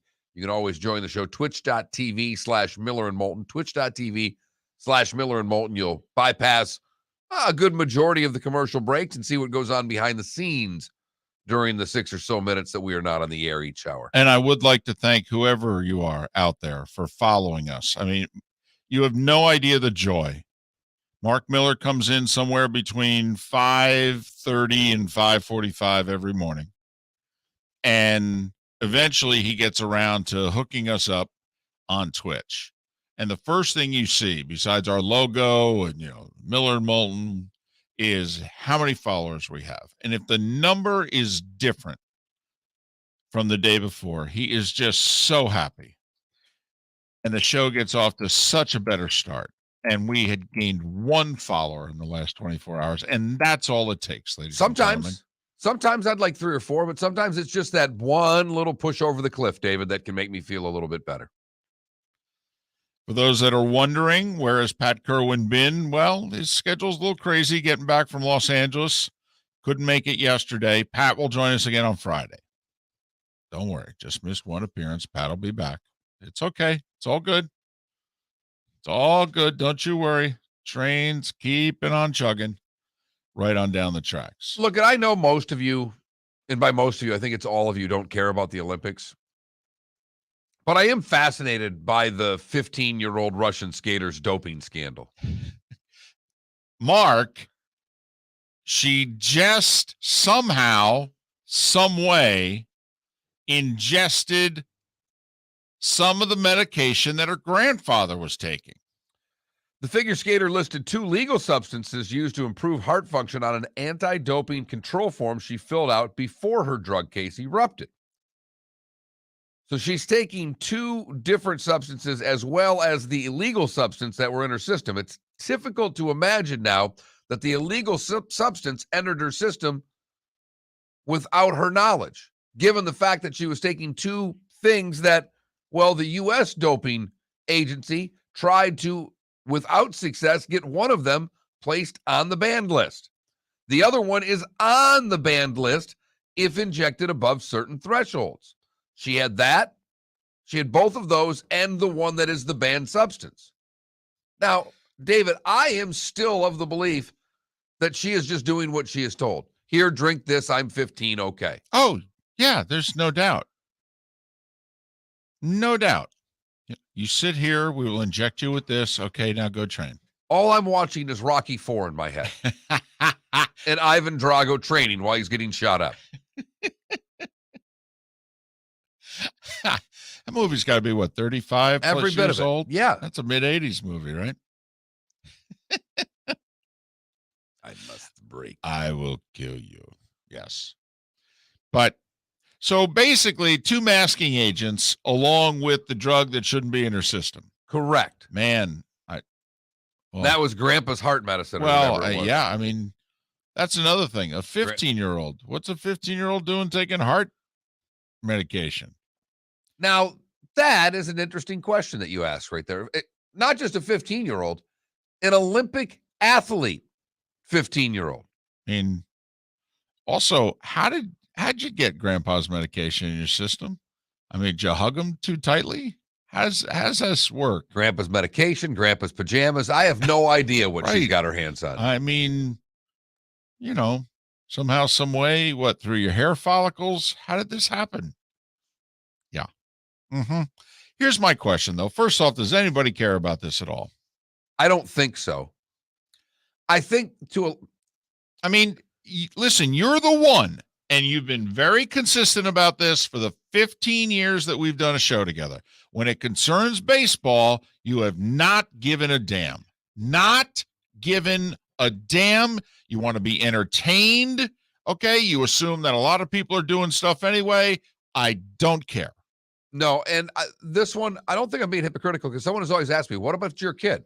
Well, when he's 18, if he wanted to get into Major League Baseball to take steroids, it's okay. I don't like the idea of a 50-year-old teenager being injected with things that she doesn't know if she, whether she knows or not. She's not old enough to make this decision on her own. I don't like this. This stinks because it's a child. Yes. That's where I have a problem with it. I've never had a problem, and I've been consistent with this for adults, David. I don't think I've ever advocated on this show to drug children, including my own. And Lord knows there's been a couple of times that, we probably should have sedated them a little bit. But that's for another day. But does it matter to you that it's the Olympics? In theory, this is, wait for it, amateur athletics. No, that part doesn't matter. The fact that she's 15 bothers me. Okay. It does. It's which is funny because the independent arbiter of sport in amateur athletics actually looked at it completely different from you. All right. It bothers you so much that I think you would take strict action because she's 15. They looked at it and instead went completely the opposite and took no action. Right. We can't take any action because it would harm her. Right. Far more than they teaching her a lesson by cheating. They all but said, we know that there's cheating going on here, but because she's 15, we have to overlook it. If you were an adult, we would come at you. Right. But because you're 15, we're going to send you to juvie. And our definition of juvie is when you win another gold medal, we're not going to let you play your anthem. That's our punishment for you. But when you're 18, good luck competing in these here games. Right. Go home, make yourself a star, make as much money as you can off of this Olympic gold medal. So, but it is interesting. It went from, yesterday ingesting grandpa's medicine to now it's a drug cocktail. And the more they find out, the worse it's going to look for the Russian athlete. And athletes, for that matter. I mean, let's be brutally honest. We know it won't happen. But every athlete from that country should not be able to participate in at least the next Olympics. Correct. I mean, that if the IOC and amateur athletics wants to take this remotely seriously, they say, yeah, I don't know what to tell you. This is obviously systematic cheating. We knew it. We said it. We took away your flag and this, that, and the other thing. And you all had to, apply independently and this, that, and the other thing. Well, apparently you guys are still you're meeting at the same Walgreens in Kiev and you're making this, work again. So I'm sorry, just got to ban all of you. And for those of you who are clean and are training right now back in Moscow, I don't know what to tell you, man. Might want to apply for citizenship to another country. Yeah. Good luck. Yeah. I heard the Ukraine's looking for athletes. Well, I wouldn't go there.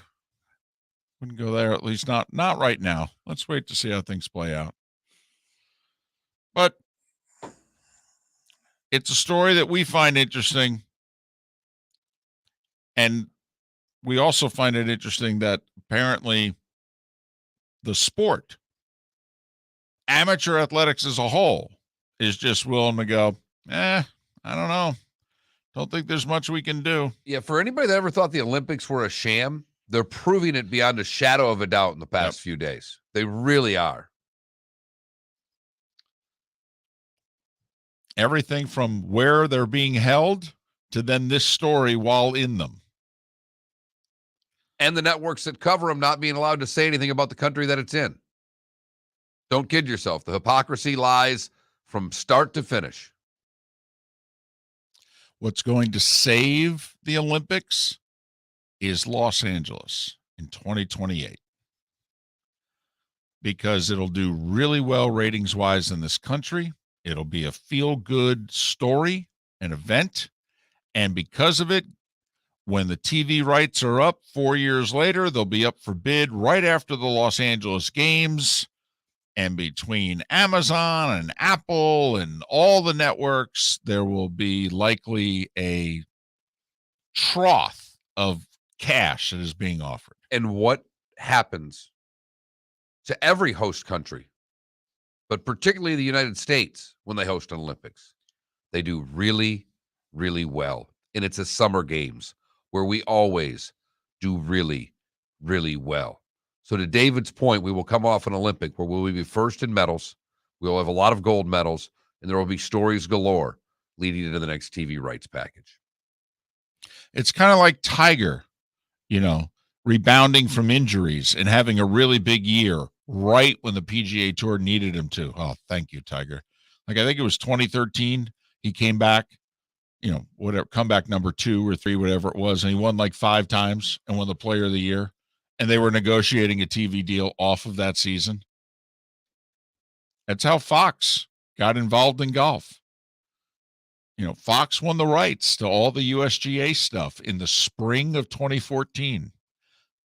Coming off Tiger's back. Look at him.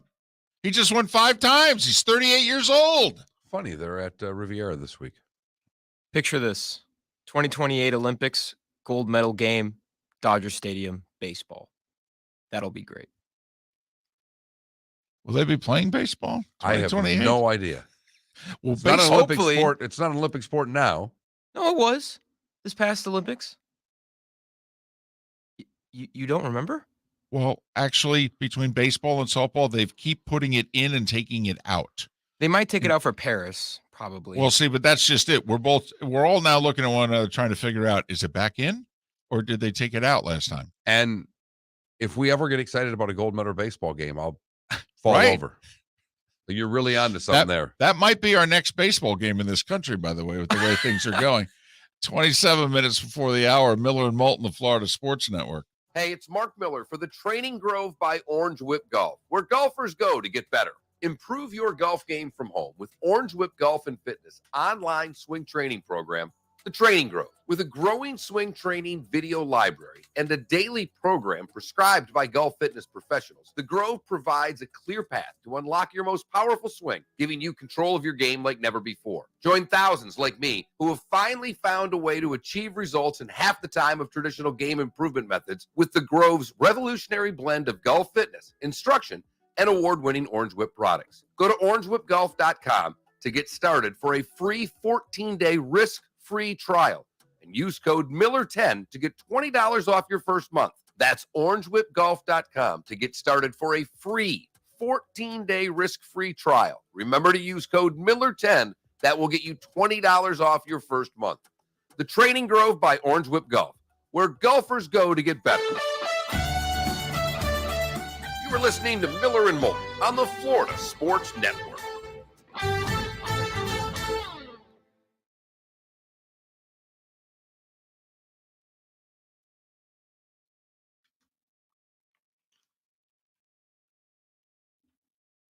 Yeah, I didn't think baseball would be in Paris, but I mean, you guys watched it in Tokyo, right? Not a play. I haven't watched the Olympics in 20 years, Felipe. Especially the summer games. I hate the summer games. You like the winter games more? Way more. Really? Well, you're a hockey guy. I get it. I like the goofy sports. I like the luge. I like the bobsled. I like the curling. I like all the like the ski jumping. I like stuff. Skeleton. I like all that stuff that I don't see. And I'm mean, not yeah. a track and field person. I actually like the field more than the track. I like the discus and the shot put and the Me too. and the hammer throw. I think those things are really cool to watch, but they don't show them on TV. The summer sports I like, they don't show. Yeah. Like What about boxing. What about swimming? Swimming I enjoy. Yeah.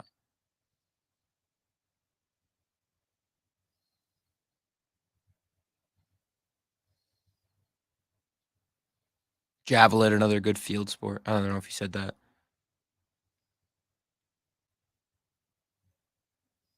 But yeah, they had Todd Frazier, Eddie Alvarez, a couple other former MLB players. They're spending $375,000 to give a structural and architectural assessment of the Lee Civic Center. I could do that for $10. It's a dump, knock it down. Right. How much money? Almost $400,000. Help which needs to be done to the building. The building needs to be taken down. Yes.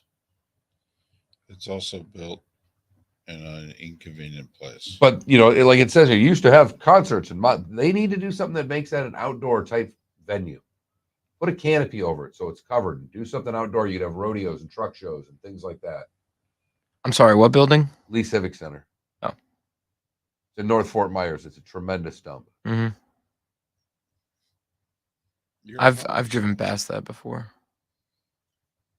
Isn't it near like a waste management center or something like that? Kind of, sort of. Yeah. Looks old. It is old.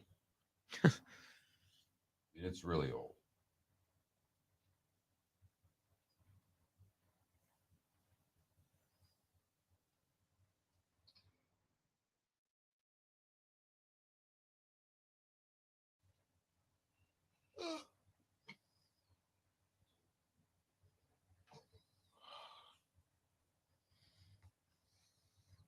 We got Matt Cannata at the top. Okay, and we're going to go Dolphins and Stephen Ross.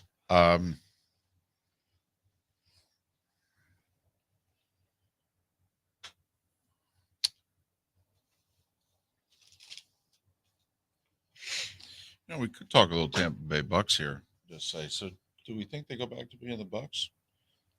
You keep asking me if, I think the Bengals are going to stay here. Do they go back to being the Bungles? Well, do the Bucks go back to being the Bucks? I like it. I like it.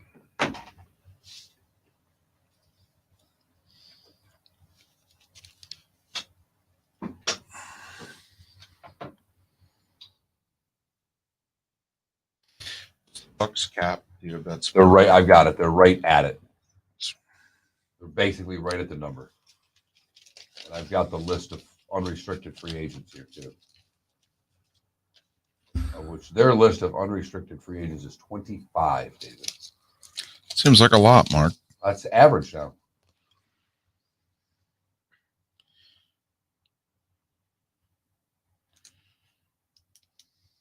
Now, if they're unrestricted free agents and you're still at the cap number, that's even scarier, isn't it? Right. Because then they don't count. Right. So to sign all those guys, you got to make room. And they are literally at the number. Right. There's $3 million in available cap space. Well, the other thing that I think hurts him is that I think Brady counts against the cap this year, even though he retired. Right. Which I think is ridiculous. The Tampa Bay sucked for years, says TB Gator Boy. They're the worst team in the league. Yeah, they're. Oh no, we suck again. Not that I'm aware of. I don't know if the Twins. You have the one. The Twins didn't play at the other Fort Terry Park. I think the last team that played at Terry Park was the Royals, right, David? I believe so. We're coming back.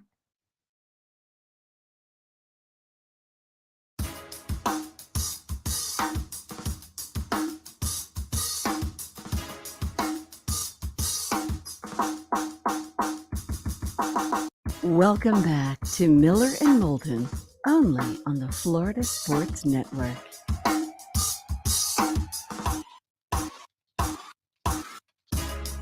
Miller and Moulton, the Florida Sports Network. Thanks for being with us. Matt Cannata, Pro Football Network, to join us at the top of the hour. Miller and Moulton brought to you by Napa, Napa Filters, Napa Auto Parts. Insist on Napa Filters for your vehicles, or if you're a do-it-yourselfer, only buy Napa Filters. Everything from motorcycles, ATVs, foreign and domestic cars, vans, SUVs, trucks, earth-moving equipment. You get the idea. Even electricity-producing windmills. Napa Filters, Napa Auto Parts. Order online, buy online, or pick them up at the store. And Napa will be with us Saturday, Braves Complex in Northport. I'm going to try to figure out where these filters go. I want one of the Napa guys to take me out to the car and show me where some filters are. It's actually not that hard. I could even show you. I don't trust you. Is it just in general or just with cars? With fixing anything. You have been a big advocate of paying to have things fixed your whole life. You have advertised that on this show privately. So I don't trust you when it comes to fixing things. I think that's accurate. I don't fix anything. All right. But I will say in this case, my grandfather was a mechanic. All right. For his whole life. He showed me a few things. But you are right. I've never seen you fixing a car. I don't want to. All right. I mean, you are right. Basically, the only thing that I willingly do is, change a tire. I mean, hell, you're from Jersey. You barely put gas in a car. No, that's not true. It's the only state in which yeah. Right. Yeah, I know. You didn't work at the gas station. No. It's the only state in which they still pump your own gas. When I was a kid, that was the first job. If my mother were to say it was either sportscaster or gas station attendant. And I'm not joking. For whatever reason, I loved the squeegee and I liked the whole idea of the fill up. I used to love the gas station as a kid. Huh. Was it the smell? Probably my first buzz. Yeah. Sniffing gasoline. Exactly. There's a shocker. Full circle there. Anyway, Napa will be with us. We'll be giving away free stuff at the Braves Complex on Saturday in Northport. The event's 11 to 3. We'll be there 11 to 2. And then Tuesday night next week, I think that's the 22nd. That is correct. Little happy hour deal for the St. Pete Grand Prix in Fort Myers at the Gulf Coast Town Center location from 3 to 6. And we'll be giving away passes to the St. Pete Grand Prix, all courtesy of Napa, Napa Auto Parts, and Napa Filters. So our poll question, we just used the two Super Bowl teams, the Rams and the Bengals, and said, who will make it back to the Super Bowl first? We could have done that with the Florida teams and just say which Florida team will be the next team to make a Super Bowl. Ooh. Because the Jags are obviously a mess. Yeah, but I mean, But they have a Trevor Lawrence. and 70 million. I mean, Right. You know, And an adult now, we think. I mean, the Bengals just went from 2 to 4 to the Super Bowl. I mean, you know, yeah. I mean, Jacksonville could go from 1 to 3 to, well, so, okay. We all know about Miami. It's well documented. And the Bucks. Mm-hmm. Right. I mean, No, they were the Succaneers for a long time. The Yuccaneers, I think. Well, I like Succaneers better. Okay. I know they were the Yuccaneers, but they've been a bad franchise. Yeah, arguably the worst in North American sports since their inception in 1976. Before Tom Brady arrived, their winning percentage was, at that moment in time, the worst in North American sports. Tampa Bay Gator Boy in our Twitch chat room says, Super Bowl? How about the playoffs? Ouch. All right. They pretty much have their draft picks. They still have good players. Mike Evans is under contract. They can franchise Godwin if they absolutely have to, although it would cost them a fortune. And they don't have a fortune because they're at the cap right now with 25 free agents that they've got to deal with. Now, I could be wrong, but I thought while the Bucks don't have to pay Brady because he was kind enough to retire a few days before his bonus money was due, that Brady is going to count against their cap this year.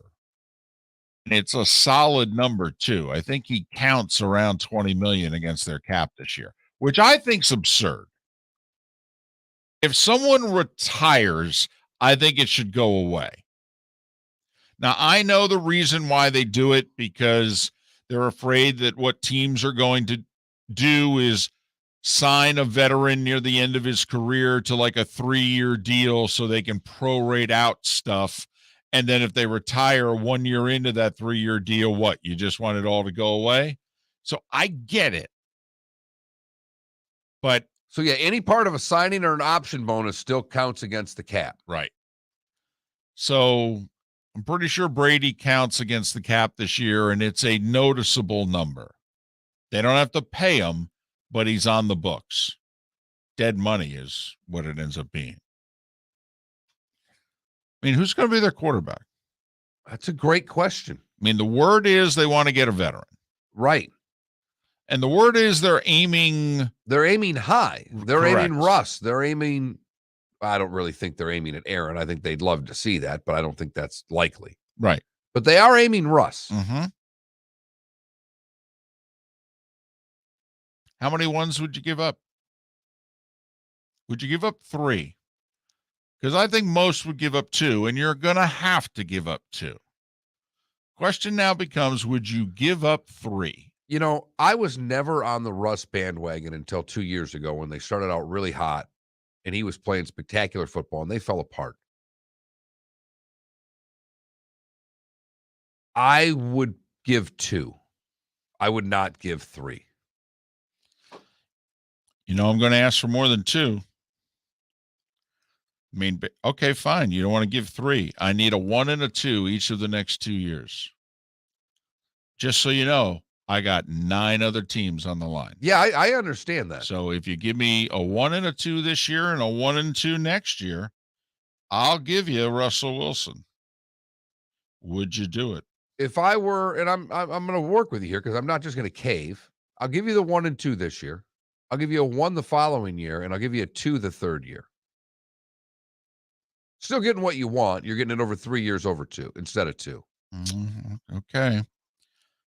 You're probably not going to be at the top of the list.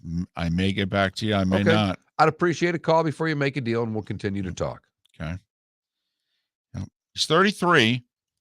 Turns 34 at the end of November. So, you know, there's still a lot of tread left on the tires. I mean, this year's the first year that he suffered an injury of note, and it was to a finger. So, you know, we're dealing with a healthy guy. Never mind the fact that the last guy you had played through 44. So here's the other thing about Russ. You know, you got to realize, you know, Russ gets paid. Russ gets paid. He's under contract for 2 more years, but boy, he's not liking his contract situation. No, he wants to be paid like Patrick Mahomes. I mean, Russ is making 37 this year. You can get out of it after this year.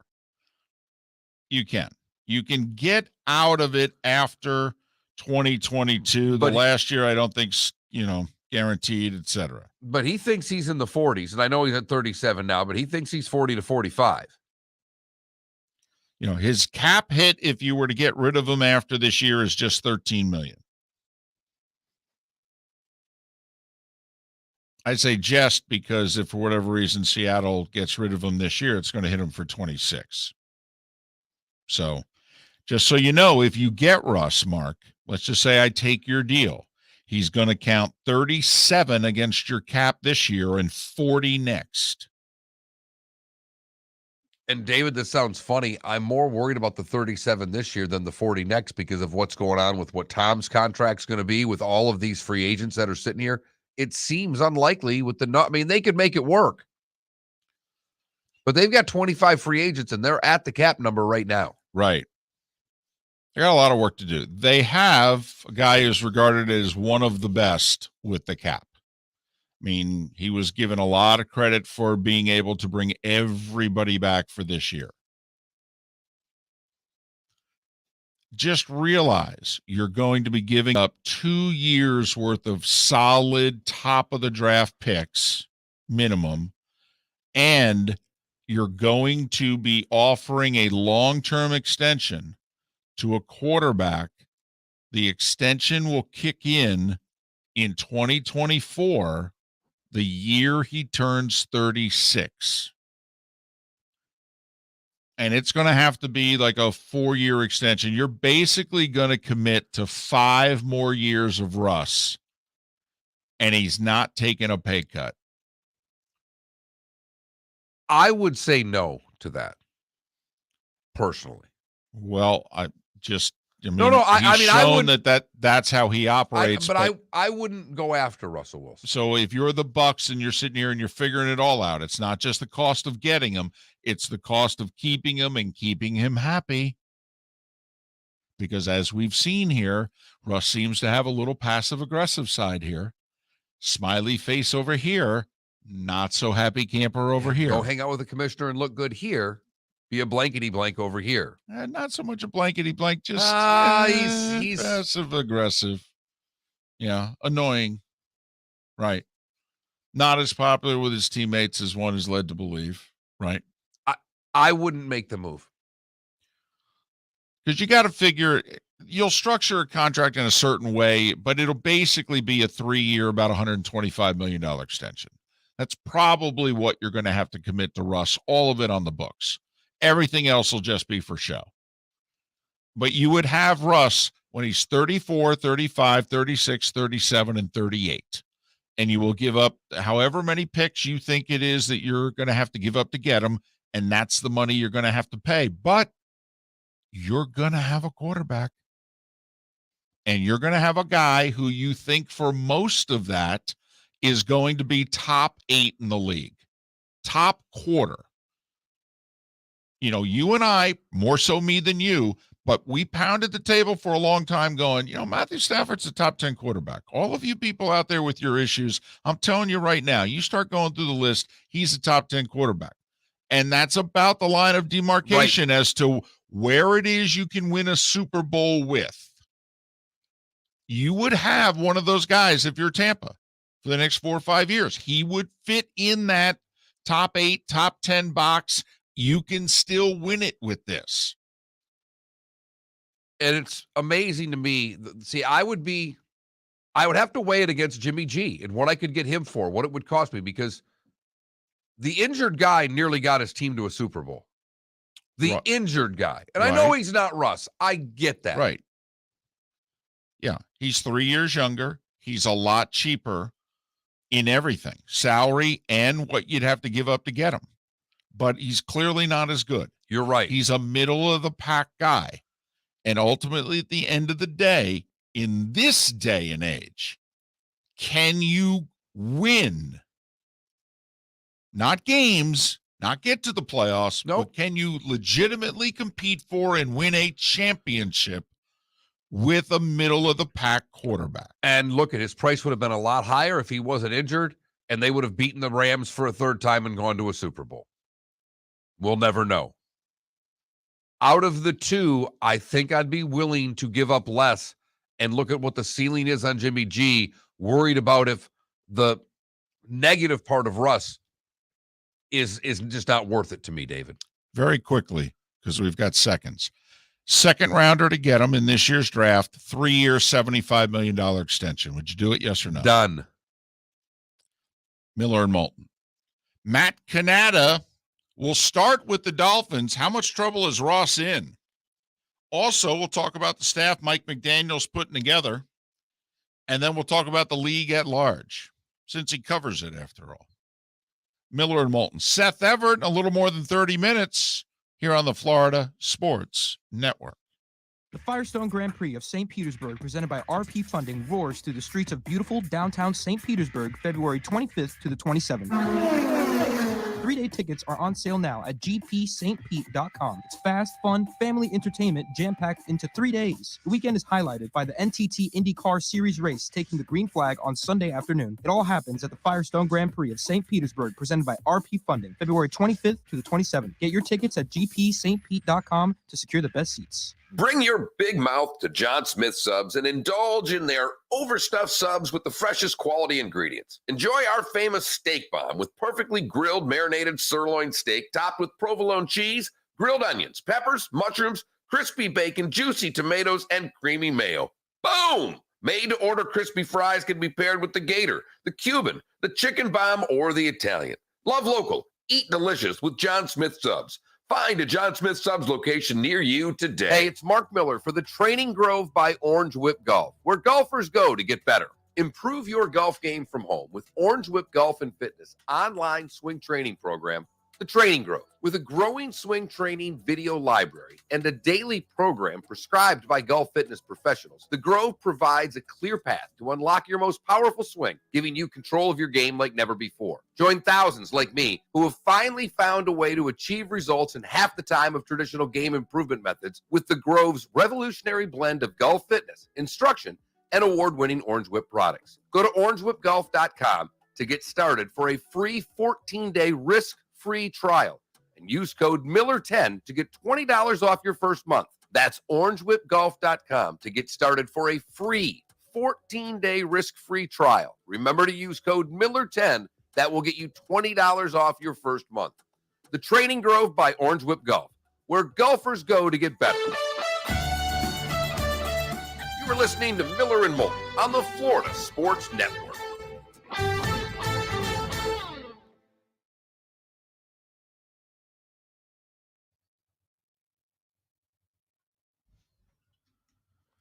My name Kodak Black, but when you see me, I'm white.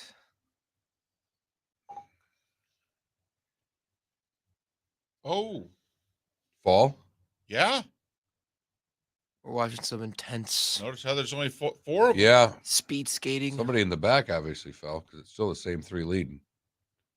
I love how they shove the hell out of them to give them extra speed. Oh, I think China fell.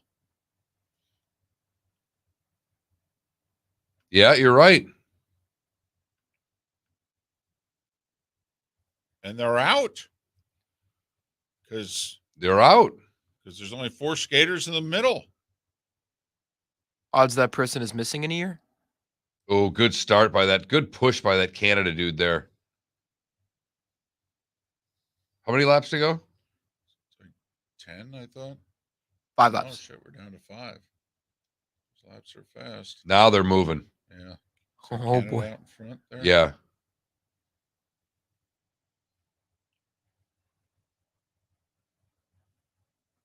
Wow, Republic of Korea really caught up there. Yeah, at the end of that one, didn't they? Boy, it sucked to not medal here. There's only 4 of you. Looks like Italy's on the outside. They're close, though. They are flying. No, they're way back. No. The 3 and 4 are close to what I'm saying. That Oh, okay. they're right there. I mean, Gotcha.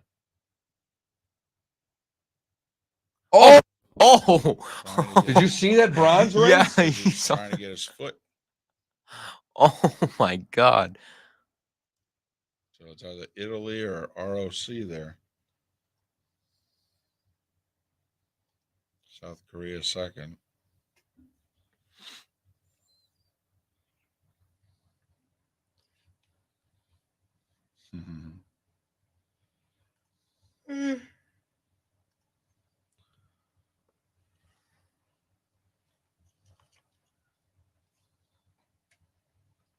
Oh, Canada.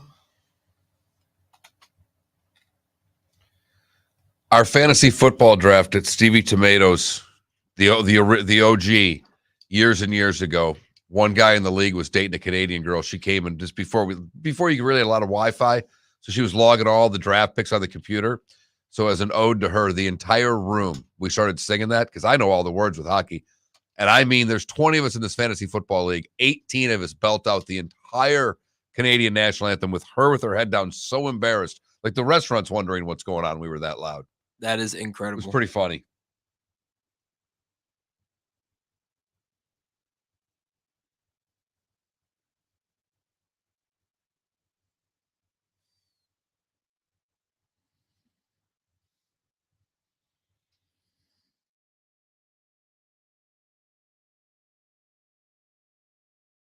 What is he? Pro Football Network, right? Yes.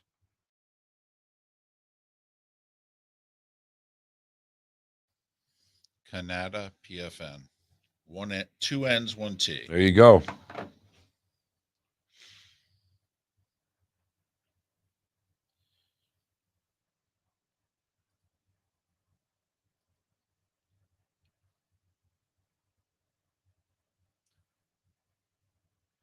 Prince Andrew settles out of court with he was ordered to, apparently, by the Queen. Apparently, she said, "Make it go away." Less than 10 seconds. I'm calling Matt right now.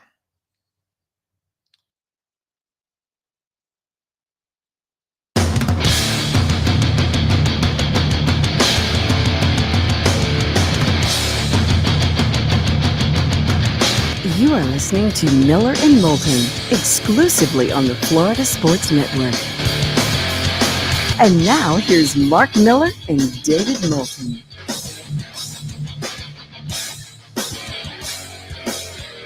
Couple minutes past the hour. Miller and Moulton on the Florida Sports Network. Thanks so much for being with us on this hump day. Seth Everett to join us coming up near the bottom of the hour. He is Mr. Pro Football Network. After all, he founded the darn thing. It's profootballnetwork.com. You can follow it on Twitter at PFN365. He's Matt Cannata. Follow him on Twitter at Cannata, 2 N's, 1 T, PFN. Matt, how you been? Good, guys. How are you? Well, we're doing well. Listen, we'll get to this Ross thing in a moment. But first off, let's talk. Mike McDaniel now has had a week and change to put together a staff. All right? Yeah. How do you think he's done? I joked on Twitter, not kind of joking, but kind of being serious, that Mike McDaniel has put together a better offensive staff in 1 week than Brian Flores has in his entire time with the Dolphins. It's the hires make sense, right? And the hires, you're looking at the offensive coordinator with Frank Smith. You look at the Darren Bevel one last night. He's keeping a few of the defensive coaches around. I think it's evidence that the Dolphins are trying to build a support system around Tua Tagovailoa. And that starts, obviously, with the head coach, which they wanted an offensive coach coming in, whether it was Dable or McDaniel or another wild card that may have been in the mix. They did say they talked to college coaches as well. And now it's looking like, they're just building that support around Tua to really put him in the best position to succeed. And Matt, this isn't, from the way you sound, this isn't one hire. This is the hires. This is the process that they're going through, that it sounds, at least from the way you're speaking, that they're getting this right at nearly every step. So far, on paper, right? On paper. And obviously, you have to see all the play into action and see how it works when they're on the field. But on paper right now, this looks like it's shaping up to be a pretty good coaching staff. And that's the thing, though. Brian Flores coached in one spot, right? The New England Patriots. McDaniel coached in multiple spots over, way more than a dozen years. And that Rolodex of people he's connected with and has known and has talked to, that's how you build a good staff, right? When you're in one place like Flores, it's really hard to get to know people. And we saw that very evident in his difficulty in building a staff, especially on the offensive side of the ball. All right. What title was Bevel given? What do you sense that his role is? Because everything that I'm hearing is that McDaniel is still insisting he's going to call the plays. Matt, I got to be honest. The both of us are not crazy. Just you're hired to be the head coach. But all right. So what is it? What's Bevel's responsibility as best you can tell? So we reported last night on Pro Football Network, Aaron Wilson, our NFL insider, that they're expected to hire him as their passing game coordinator and quarterbacks coach. So right there, right, he's going to be working directly with Tua. And as we know, he worked directly with Russell Wilson in Seattle. He was a heavy advocate for Russell Wilson for the Seahawks to draft him. And then he worked with Trevor Lawrence in Seattle and different spots as well around the league. And so bringing a guy with that kind of experience and has worked with, I don't want to necessarily say Russell Wilson similar to Tua or Tua is similar to Russell, but they both have a similar size, right? And the ability for the RPO and everything else. And I think that's going to play very well for Tua. And, he was a former Lions interim coach, Minnesota Vikings and Seahawks offensive coordinator. He was a quarterback himself at Wisconsin. And what the thing is, too, Bevel had multiple players follow him to other teams. When Brett Favre left the Packers, he went to the Vikings with Bevel. So did DeForest Jackson. Sidney Rice and Percy Harper went to Seahawks. And, remember the Seahawks also won Super Bowl with Bevel operating as the offensive coordinator. And when Bevel was the offensive coordinator in Seattle, Seattle's offense ranked in the top 10 in scoring in each of Bevel's 4 years there. And so they were also very good in rushing. And so you could see the resume of Bevel. You could see what they're trying to do. And although he won't be the one calling the plays, he's going to be very heavily involved in the game script and an integral part in developing Tua.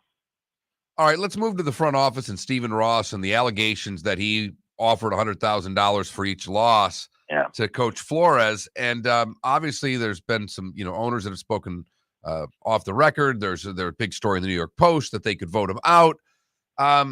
I guess the biggest thing, Matt, what's the likelihood of finding the smoking gun? Because if that happens, then all bets are off. But it seems difficult to find the smoking gun. Do you think they will? Yeah, if that happens, it's going to be game over for Stephen Ross. But like you said, it's going to be very hard unless there's something on paper, right? It's going to be very hard to go by hearsay, even if multiple people are saying it. I mean, look how many owners have been removed from the NFL. Not many, right? I think the last one you have to look at is Jerry Richardson with the Panthers, when he was basically forced to sell the team because of the harassment allegations that came out, and there was evidence of it, right? You look at guys like Daniel Snyder, right? You look at others who have been in hot water, Robert Kraft, for example. And as much as Dolphins fans want Stephen Ross to sell, I think it'd be very, very hard for it to get to that point. Now, the NFL can exert an incredible amount of pressure on Ross, and I think they started that in the wee hours of the morning after the Super Bowl. I think it was like 1 o'clock a.m. Eastern or something like that, where Rappaport of the NFL Network released a report that said, and it basically hinted at from all accounts, that if this is true, then the NFL can force Stephen Ross out. So that, to me, looks like an intentional leak, and the fact that they're doing that seems to me they're trying to push a power play on Ross, maybe have him forced to sell the team before they actually get to the point of the investigation. Matt, and I'm assuming you saw this, but there was a report by the NFL Network. It'll be, I think, 2 weeks ago today, in which Cameron Wolf, I believe, was the reporter, in which he said, listen, I have a source that it backs up what it is that Flores is alleging.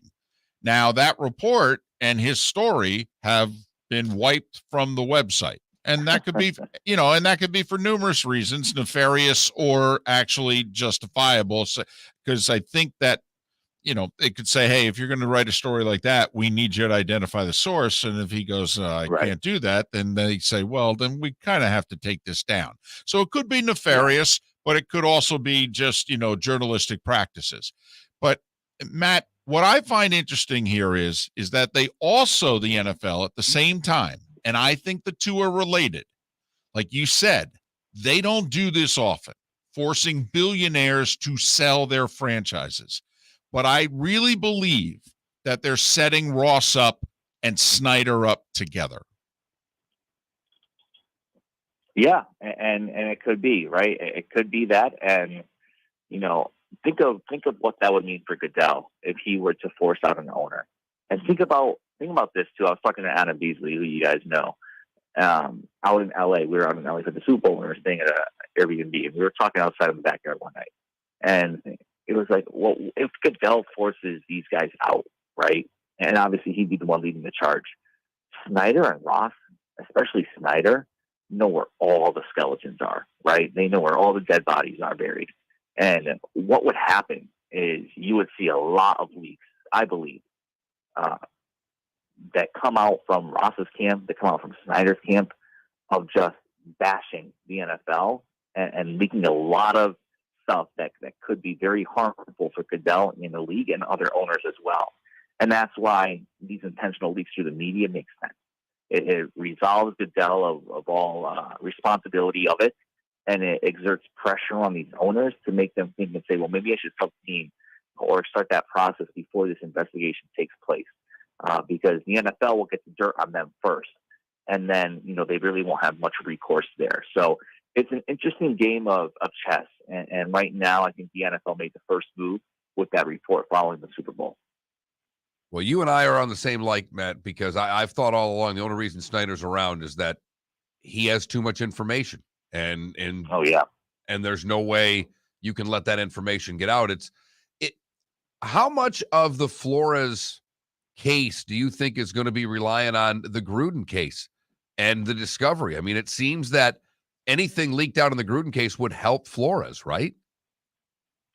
You would imagine so, right? And because those things are on record, but the NFL did such a good job of covering up that Washington football team, now the Washington Commanders investigation. And I know they're launching a new one, and that's going to be very, very interesting to see what happens. You look at Brian Flores' lawsuit, right? You have to separate it into two different things. One, the racial allegations, and a report came out last night that he was adding the Houston Texans to that lawsuit for retaliation for not hiring him. And that was interesting because the Texans knew that was going to happen before they announced the hire, which is why we saw them pivot to Lovie Smith. By all accounts, they were supposed to hire Josh McCown, but I think it got too deep for them to be able to do that. And then you have to look at the tanking stuff, right? And it's kind of two separate things. The tanking stuff I don't think is going to be held up in the court of law. That's going to be an NFL investigation. The racial allegations, that could be, and the discovery and the records and the papers will be very, very interesting to hear about during the discovery process.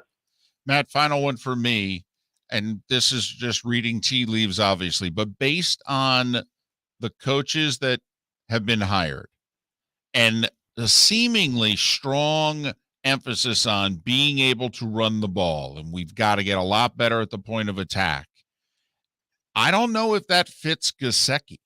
And they've got more than enough money to keep him. And obviously he's a really good player, but do you think that maybe the Dolphins are going to choose to let Gesicki go because he just won't fit the scheme and the style that they want to play? That's a question. And when you look at where McDaniel came from and went throughout his career, right? Who are the Gesicki clones? Right, and you look at San Francisco, and George Kittle's. I don't think it's that guy that you could say, hey, he kind of plays ball like Gesicki. And Gesicki's more of a glorified wide receiver, right? And I think coming out of the draft, he was always considered that way. And the Spotrac market value for Gesicki right now is like 4 years, $44 million. And it was very evident that the Dolphins didn't want to count on him as a blocker during the season for obvious reasons. While they did use him more as a blocker as the season progressed, that was likely just due to kind of bust the tendencies to not give it away what he was going to do or what the offense was going to do when he was on the field. And, he didn't drop any passes in his direction in 2021 and has a pretty low drop percentage throughout his career. It just comes down to usage. And yeah, he's an incredible athlete. He's a dynamic player. But that's not always the best thing for a team when you're trying to install a system that especially has a huge focus on the run game. And I wouldn't be surprised at all if even though the Dolphins do have the most cap space right now heading to free agency, if the Dolphins, I don't think, are going to get into a bidding war for him. I think they'll make an offer, but I don't think they're going to get into a bidding war. Matt Cannata, ProFootballNetwork.com, PFN365 on Twitter. Follow Matt on Twitter at Cannata, 2 N's, 1 T, PFN. Matt, all the best. Catch your breath. Get ready for free agency. It's coming. Take care, guys. Matt Cannata, ProFootballNetwork.com, joining us here on Miller and Moulton. Seth Everett in a little more than 20 minutes. We'll head to Indianapolis at the top of the bonus hour. Is Wentz really one and done? They only gave up a 1 and a 3 for him. I mean, it's no big deal. And there's dead money on the cap this year. Are they really moving on from him? And who's the alternative? We'll try to get answers here on Miller and Moulton, the Florida Sports Network. Hey, it's Mark Miller for the Training Grove by Orange Whip Golf, where golfers go to get better. Improve your golf game from home with Orange Whip Golf and Fitness online swing training program, The Training Grove. With a growing swing training video library and a daily program prescribed by golf fitness professionals, The Grove provides a clear path to unlock your most powerful swing, giving you control of your game like never before. Join thousands like me who have finally found a way to achieve results in half the time of traditional game improvement methods with The Grove's revolutionary blend of golf fitness, instruction, and award-winning Orange Whip products. Go to orangewhipgolf.com to get started for a free 14-day risk-free trial and use code Miller10 to get $20 off your first month. That's orangewhipgolf.com to get started for a free 14-day risk-free trial. Remember to use code Miller10. That will get you $20 off your first month. The Training Grove by Orange Whip Golf, where golfers go to get better. You are listening to Miller and Moulton on the Florida Sports Network.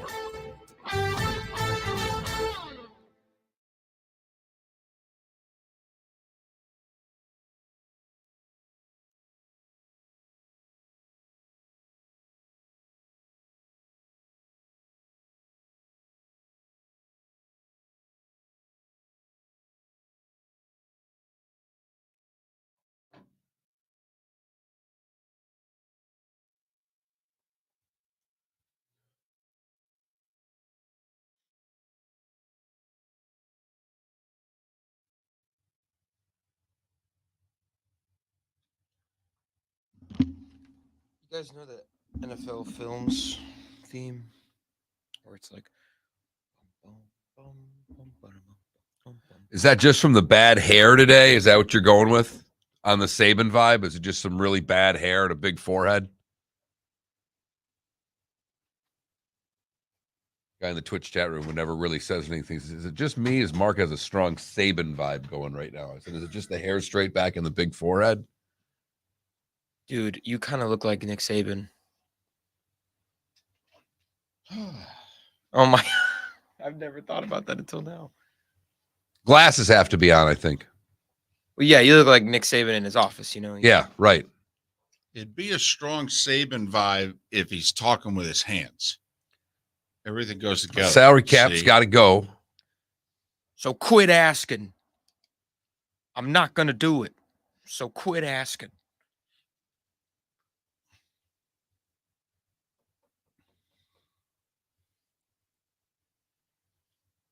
You know, it's great when everybody's telling you to buy an NFL franchise and you're going, nah, maybe. Yeah, I guess yesterday somebody close to the guy they want for the Broncos is like, maybe. I'm not out. I'm not saying I'm out. It's not my first choice, though.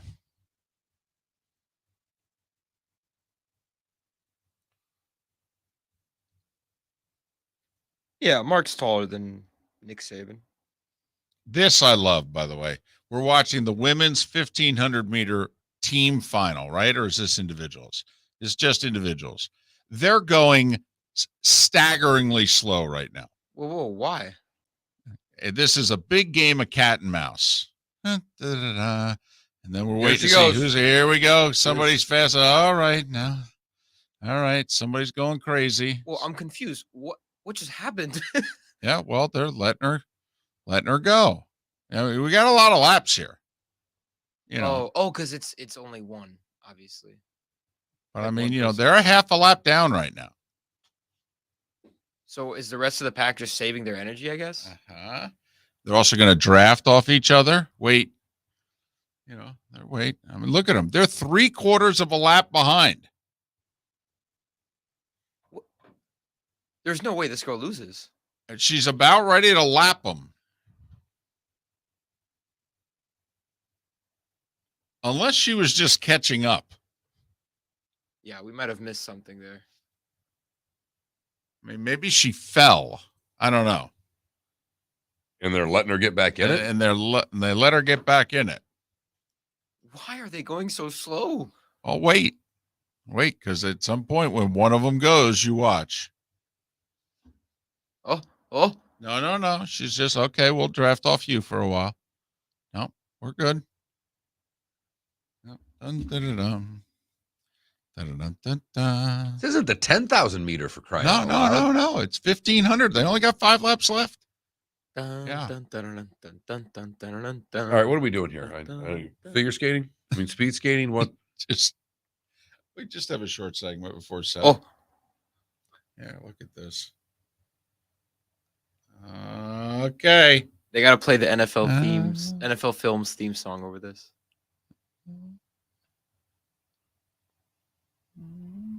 All right, 2 to go. Let's go.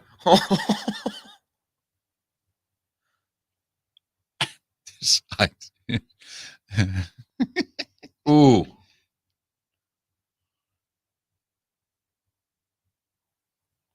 I'm so confused as to what I just witnessed.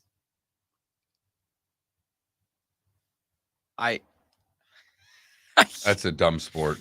10 seconds. Yeah, that sport's rat poison. Nice, Nick. That was fam. Nice. That was fam.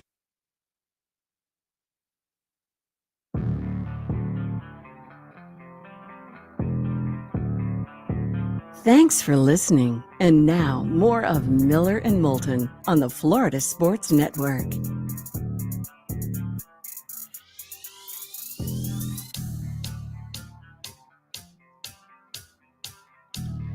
It's 21 minutes past the hour. Miller and Moulton, the Florida Sports Network, the Florida Sports Network. We mentioned it earlier in the show. Super Bowl did about 101 million people. Up, I think it was 6%. 101 million on TV, another 12 million on streaming. Is that what it was? Yes. So up 6% from last year, which when you think about it, I mean, last year's Super Bowl had Mahomes and Brady. But it shows you, I think, 1, further removed from the pandemic, and 2, the playoffs were so compelling. Right, and we had another really competitive game. Right, and that one was a bit of a mess by late third quarter, if not earlier. So, just for the heck of it, I mean, Cincinnati was the number 1 rated market, Okay. as you would expect. LA did not make the top 10. That's so great. Now, obviously, It wasn't college football, so Birmingham wasn't on the list. correct. I think you could guess a close second, by the way, was Detroit. It's so pathetic. All right. It is so pathetic. But my neighbor got down he had hip surgery, so he literally just got in over the weekend. I saw him for the first time yesterday. And he asked me, what do you think of the game? I said, that was great. He goes, man, I'd have been rooting for the Bengals if it wasn't for Stafford. And he's a born and raised Detroit guy. Well, and the way they did it, it's the top metered markets, and I guess they took the top 44 markets. So obviously in our listening audience, Tampa St. Pete's in it, but Fort Myers Naples is not. Did Tampa St. Pete finish in the top 50? Or the what? Well, I have the top 10 in front of me. Any top 10 out of Tampa? No. So Cincinnati, Detroit, Pittsburgh, Columbus, which is interesting, but the Bengals, all right. Burrow, Kansas City. So they got over the disappointment of losing the AFC title game. They're all in. Milwaukee, Cleveland, Boston, Philly, Jacksonville. The Boston one I'm fascinated by. And you know what? Way to go, Boston. They get a lot of crap from a lot of us that they only care about their teams. There was no Brady. There was no Patriots. There was nothing at all that resembled anything New England. No. And they still came out and watched. I'm impressed by that. Now, I believe, wasn't there a storm that hit on Sunday in the Northeast? Okay. So maybe that a few more people said, I might as well watch. I don't know. Still. Yeah. No, I agree. Boston, Philly, both. Yeah, because Boston gets a lot of grief for not being very provincial. Yes. So now I happen to know on good authority that if the Fort Myers Naples market, which is not in the top 40-ish there, it's in the top 50-ish, but based on its rating and share, would have been a top 10 market in the country. What else is new? Do we know if Boston was top 5 in last year's Super Bowl because it was Brady's first year in Tampa? We're live on the air. We'd have to look that up, but thanks for bringing up something to make us look bad. You said it was pathetic that Detroit was watching so much. You don't think Boston was doing the same thing last year? Absolutely. Yeah. I mean, I'd be willing to bet they were top 5 last year. Of course. And they were rooting for Tom. By the way, you didn't say a single city from California.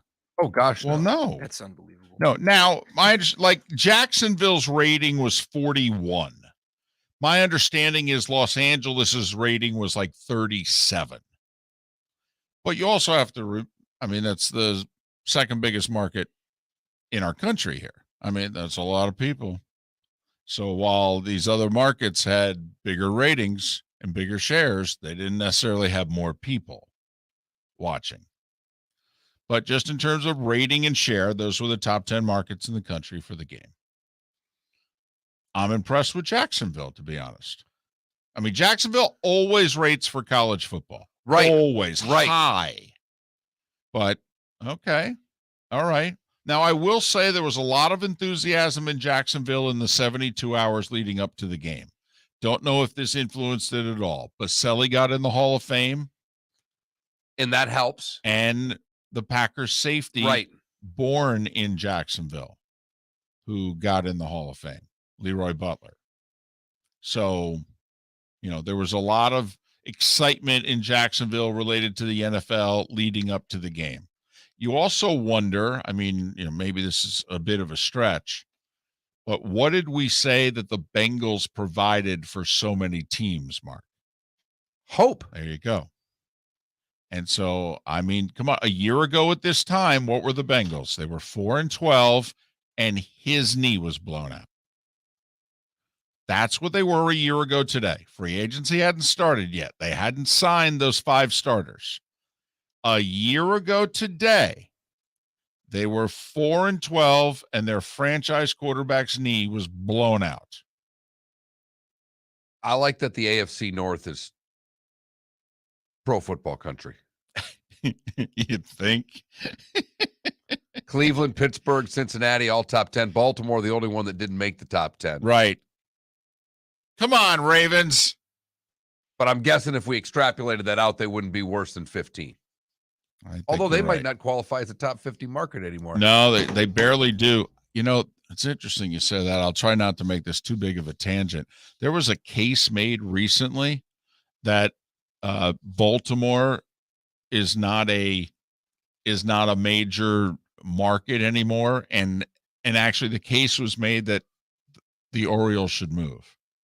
That they were talking about the economy and businesses and this, that, and the other thing, and said if you were to objectively look at this, I know it sounds crazy, And because they've been, for a long time, 60s, 70s, all right, 2 different times in the 80s, even in the mid-90s. Showalter had a nice 5-year run here only 7-8 years ago. They've been a terrific franchise. They've had some lows, but they've been a terrific franchise, and they have a great ballpark. But the guy made the case. He goes, I got to be honest, if I own this team, I'd move it. And that's more so than any other Major League Baseball franchise? Or is it right there with an Oakland or? Yeah, he said basically after Oakland and Tampa Bay. He goes, and that's just because of stadium. Obviously, that's not the issue in Baltimore. He just talked about the economic viability because the Ravens now are getting all the money. All the money. And I've been to Baltimore a lot in the last 3 years, and they are just cuckoo for Cocoa Puffs. Purple everywhere. Well, and even with the great ballpark, you're still fighting for regional money there. You're still fighting with the DC teams for money. I mean, it's still close enough that they could be losing money to the Nats as well from a sponsorship standpoint, that there's decisions that have to be made when you're dealing with that type of a region where there's multiple teams. So just, to put the whole thing to bed, it took a while. Took till about midday, early afternoon yesterday for the ratings to come in. And there you go. Up from the year before, and that's how it broke down market-wise. Miller and Moulton. Seth Everett next on the Florida Sports Network. Hey, it's Mark Miller for the Training Grove by Orange Whip Golf, where golfers go to get better. Improve your golf game from home with Orange Whip Golf and Fitness online swing training program, The Training Grove. With a growing swing training video library and a daily program prescribed by golf fitness professionals, The Grove provides a clear path to unlock your most powerful swing, giving you control of your game like never before. Join thousands like me who have finally found a way to achieve results in half the time of traditional game improvement methods with The Grove's revolutionary blend of golf fitness, instruction, and award-winning Orange Whip products. Go to orangewhipgolf.com to get started for a free 14-day risk-free trial and use code Miller10 to get $20 off your first month. That's orangewhipgolf.com to get started for a free 14-day risk-free trial. Remember to use code Miller10. That will get you $20 off your first month. The Training Grove by Orange Whip Golf, where golfers go to get better. You are listening to Miller and Moulton on the Florida Sports Network.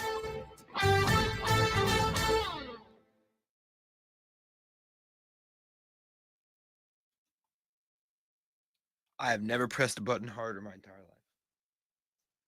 Boston had the second largest one. Yeah. KC, Boston, Tampa. There you go.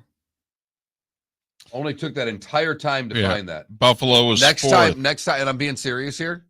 It's not a bad question, Felipe. It's one that you can't jam us with that. You can't ask us. That's where, I'm being serious. As a producer, I get you. Look that up. Yeah. And say, hey, last year, do you know Boston was a number 2? Then you're bringing something. Then you're not kind of throwing us under the bus there. I know.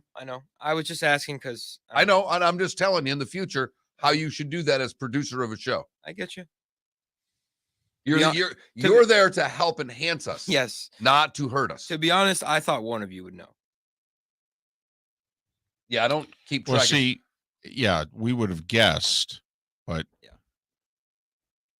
and I mean, it wasn't easy to find because I've literally been since that question was asked. I have been because it just kept Google and those things don't like to give a year ago. They just kept, even though I kept putting in Super Bowl 55, 2021, it just kept giving me this year's stuff. Yes. Mm-hmm.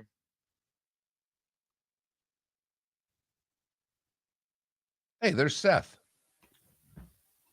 Hola, Seth. Hola. Computer. There's Seth. There we go. Hey, Seth. What's up, guys? I hear a little echo. Not anymore. Our condolences. Yeah, Seth. So sorry, man. Thank you. How's the family? They're okay. It's never dull. The Jewish methods of mourning that include this thing called sitting Shiva. I could do without. I could, 4 straight days at my sister's house is like fingernails on a chalkboard.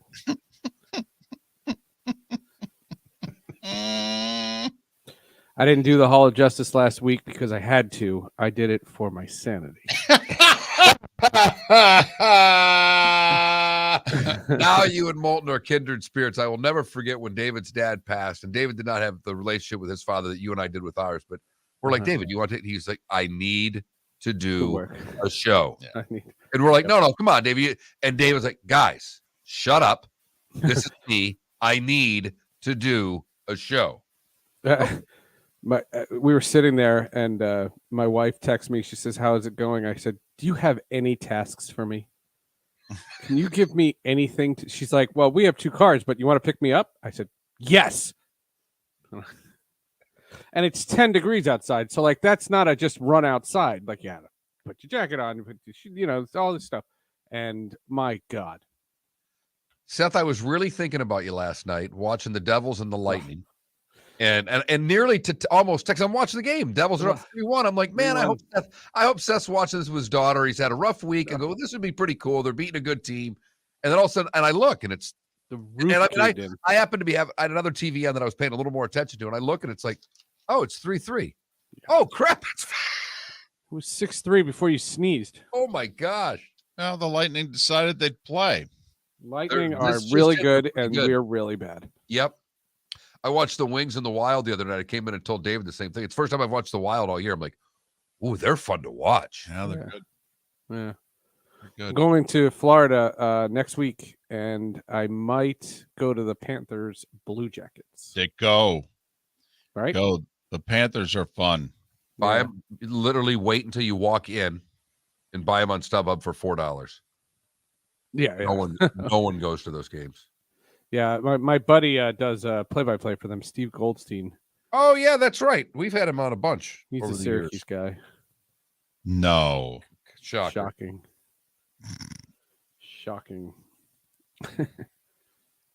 He puts up with Randy Moeller. But the story of Sports with Friends, I'll save it for the show. I mean, the kindness of so many people is unreal.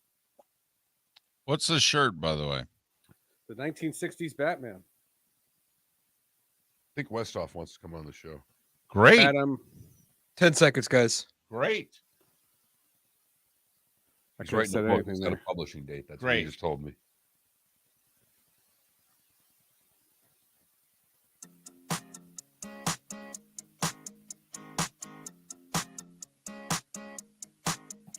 You're listening to Miller and Moulton, exclusively on the Florida Sports Network.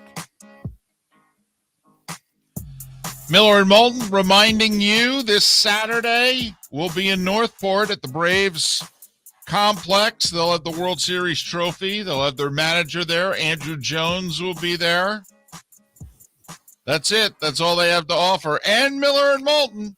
And we'll be there courtesy of Napa Filters, Napa Auto Parts. We'll be giving away backpacks and a whole lot more. And then we're giving out pitchers and catchers. Wish we could. Except for those on the 40-man roster. And Tuesday night, we'll be in Fort Myers at Miller's Ale House in the Gulf Coast Town Center near FGCU, and we'll do a little happy hour thing from 3 to 6, in which we'll give away race passes to the St. Pete Grand Prix, all courtesy of Napa Filters, and Napa Auto Parts. Seth Everett, kind enough to join us once again. Seth, our condolences on the passing of your dad last week. How are you and the family holding up? Thank you, and thank you for having me. I want to just real quick say that for all the people that are listening to this and watching this, social media was beyond my expectations. You know, when Darrell Hamilton passed in 2015, I always used to say that social media was therapy. That was fantastic. Nowadays, you know, it's a toxic cesspool, and I just didn't expect the same thing. In the thousands, people that responded offering the same condolences, kindness, friends, strangers, listeners, people who subscribe to the podcast. I was just blown away, and I'm trying to do individual replies to everybody, and it literally it's going to take me a whole day. And I cannot thank people enough. There it reinforced that there is kindness in this world. Well, that's awesome. Therapeutic into cesspool in that answer. Right. that he Yes. gave right there. I just want, at some point we are still doing a show and entertaining. I want everybody to know that Seth went from, it used to be, I thought, therapeutic to now a cesspool. Yesterday, Seth, we worked. Was it wrong though about social media? No, just a quick recap, Seth. That's Right. all. Yesterday, Seth, we thought it was one of the highlights of our 15 years together. We worked annexing Crimea, Ooh. into the show. Wow. All right. So we get it. Where Wordplay. it is you're coming from. Nice. Very cool. All right. The other thing about niceness, I couldn't believe the Super Bowl. Warren Moon and his publicist was doing Radio Row, and I was supposed to do it for Sports with Friends, and obviously with the funeral and the everything, it couldn't happen. And I reached out to Warren's people and I said, look, I know this isn't done, but if Warren has a half hour on, after the Super Bowl, I'd still love to have him on. And they reached out, and Warren followed me on Twitter, wrote me a condolence message, and said, yeah, I'll do your show anytime. And I Warren Moon's a stranger. Like, I covered him once. He's a Hall of Famer. Just that's the kindness I'm talking about. Well, see, now Seth's definition of friends is a little different than our definition. He met him once, and he gets on Sports with Friends. He did go on Sports You're with right. Friends. His definition of friend a lot more broad than ours. Moulton described his definition of friend yesterday as someone I would take a bullet for. Right. Now I got to admit, the two of you are on the list. Wow. On Yes, the list. Seth, I'll take the list. You have snuck onto the bottom of the list. Wow. Mark's in the on middle. the bottom of the list. Yeah, bottom of the list. Hey. But I'm on the list. Yeah. Added you to the list, and it's not a long list. Here's the question. Would I ever be on either one of your fave fives? Remember that Verizon thing where you had your five? Yes, favorite I do people remember that. And Seth, you're No, getting right? closer these days because I'm losing friends daily. So the more that I keep, the chances that you have to make that top five are, they are like a bullet, my friend. Yeah, a buddy of mine and I have gags about the fave fives. Every time a guy we call each other, we always say, does this get me up the list? Do I crack the top five? Now, I will say, I don't think you would make the David Moulton or Mark Miller, Fab Five list, but I do think you'd make the Miller and Moulton. Oh, okay. I'll take that. Yeah. Moulton has the five list of the five people he and his wife can sleep with without any repercussions. Yeah. Right. I want to be on that list too. Now that's Sports with Friends. Good night, everybody. That is sports. Thanks for having me on. Catch the podcast, everybody. Well, so much for the Florida Sports Network. Seth, I saw your face as David was reading the promo stuff of where we're going to be on Saturday at Braves Park. And Saturday. Oh, you guys are working on a Saturday. Even better. we are. And I saw your eyes roll. Pitchers and catchers were supposed to report today. And for the first time, we now actually have a delay in spring training. Everything else we knew this was going to happen, but now it's an official delay. Yeah. Not surprised, not moved. I didn't think it moved the needle. I did notice Jeff Passan tweeted that yesterday was supposed to be pitchers and catchers in Arizona. And all these old people just cried. What I feel badly for is the decisions that are being made about eliminating more minor league jobs. I just the little people get trampled on in this situation. Baseball is shameless, and they don't care. They don't care about this spring training delay. This is not a big deal because it doesn't affect them, but it does affect the small towns that need the tourism, and it's a shame. I feel awful about it, but it doesn't move the needle for me. Do you think that the union is going to make a significant counter proposal where there's movement? Because the owners have now put it in the players' lap.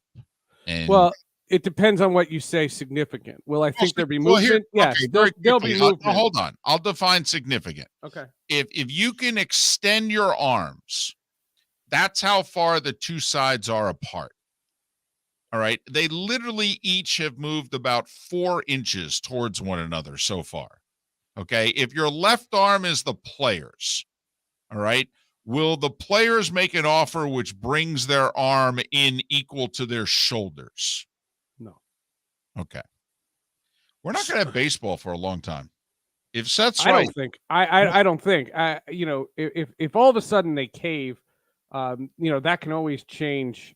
I'm not rooting for this. No, we know understand. you're not. But unless there's some fundamental change in the players' philosophy, they're pretty steadfast. I mean, they're pretty into this. I don't think it's going to be an exceptionally long lockout in the sense that I don't think half a season's going to be wiped.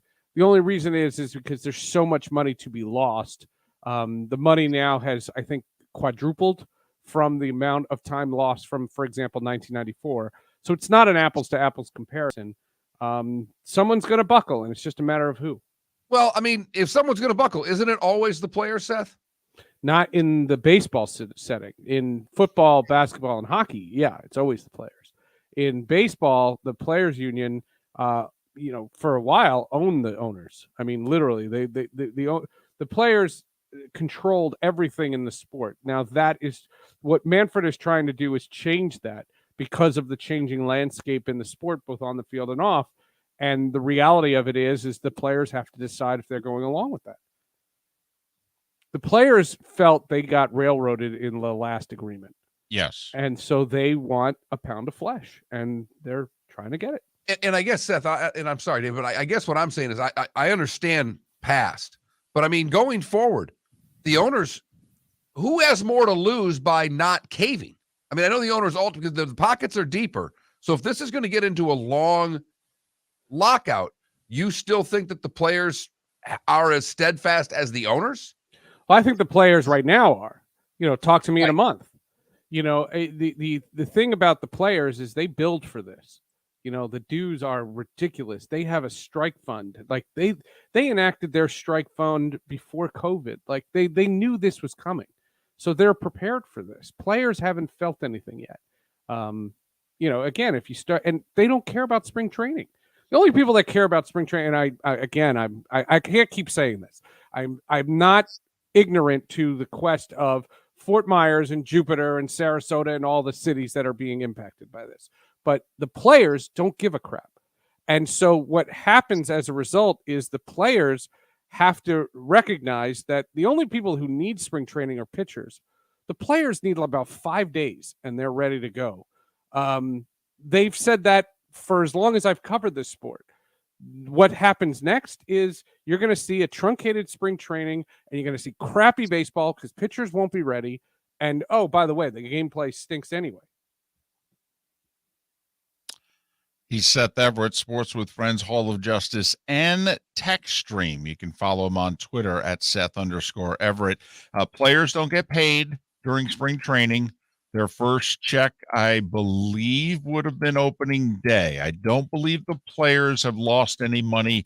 On March 31st is when they were scheduled to get their first check, and obviously the owners would start getting revenue beginning on that day as well. Although in theory, the owners are losing out on spring training revenue, but the players are not losing out on anything. I agree with you, Seth, that this time much stronger than maybe the last two negotiations, that the players, I think because there's genuine dislike. I think it's even beyond angst. I think there is genuine dislike from the players towards the commissioner. I think it's just a lack of respect. I don't think there's the dislike. The dislike was Donald Fear, Gene Orza, and Bud. That was dislike. This is they don't respect Manfred. And it's funny because Manfred was the lead negotiator in the 2002 negotiations. And, to me, I've said this, I've told the story dozens of times. When I met Rob Manfred, I never thought he'd be commissioner. Like, you could have put a gun to my head. I would have said, no chance. I would have been a lot nicer to him. And the argument, for Manfred, I don't think the union takes him seriously. And so what this is this is the ownership committee. And, you're seeing all this talk about the football network, how the football owners are all, beat to their own drum. Well, the baseball owners are being accused of the same thing. And, you get that group. It's a real motley crew of folks. That's who the players are dealing with. Seth, who is the person that you've met over the years that you wish you would have been nicer to, having found out what their career unfolded as? Is Manfred at the top of that list? That's a great question. Thank you. I appreciate that, because I'm trying to answer it for myself right now, and it's going to take the rest of the day. I know. In fact, for those of you trying to answer that while driving, okay, please concentrate on what is around you. All right, if you get I know. deep thought, just pull over. When I worked for NBC Sports Network in 2012, they had a fill-in host.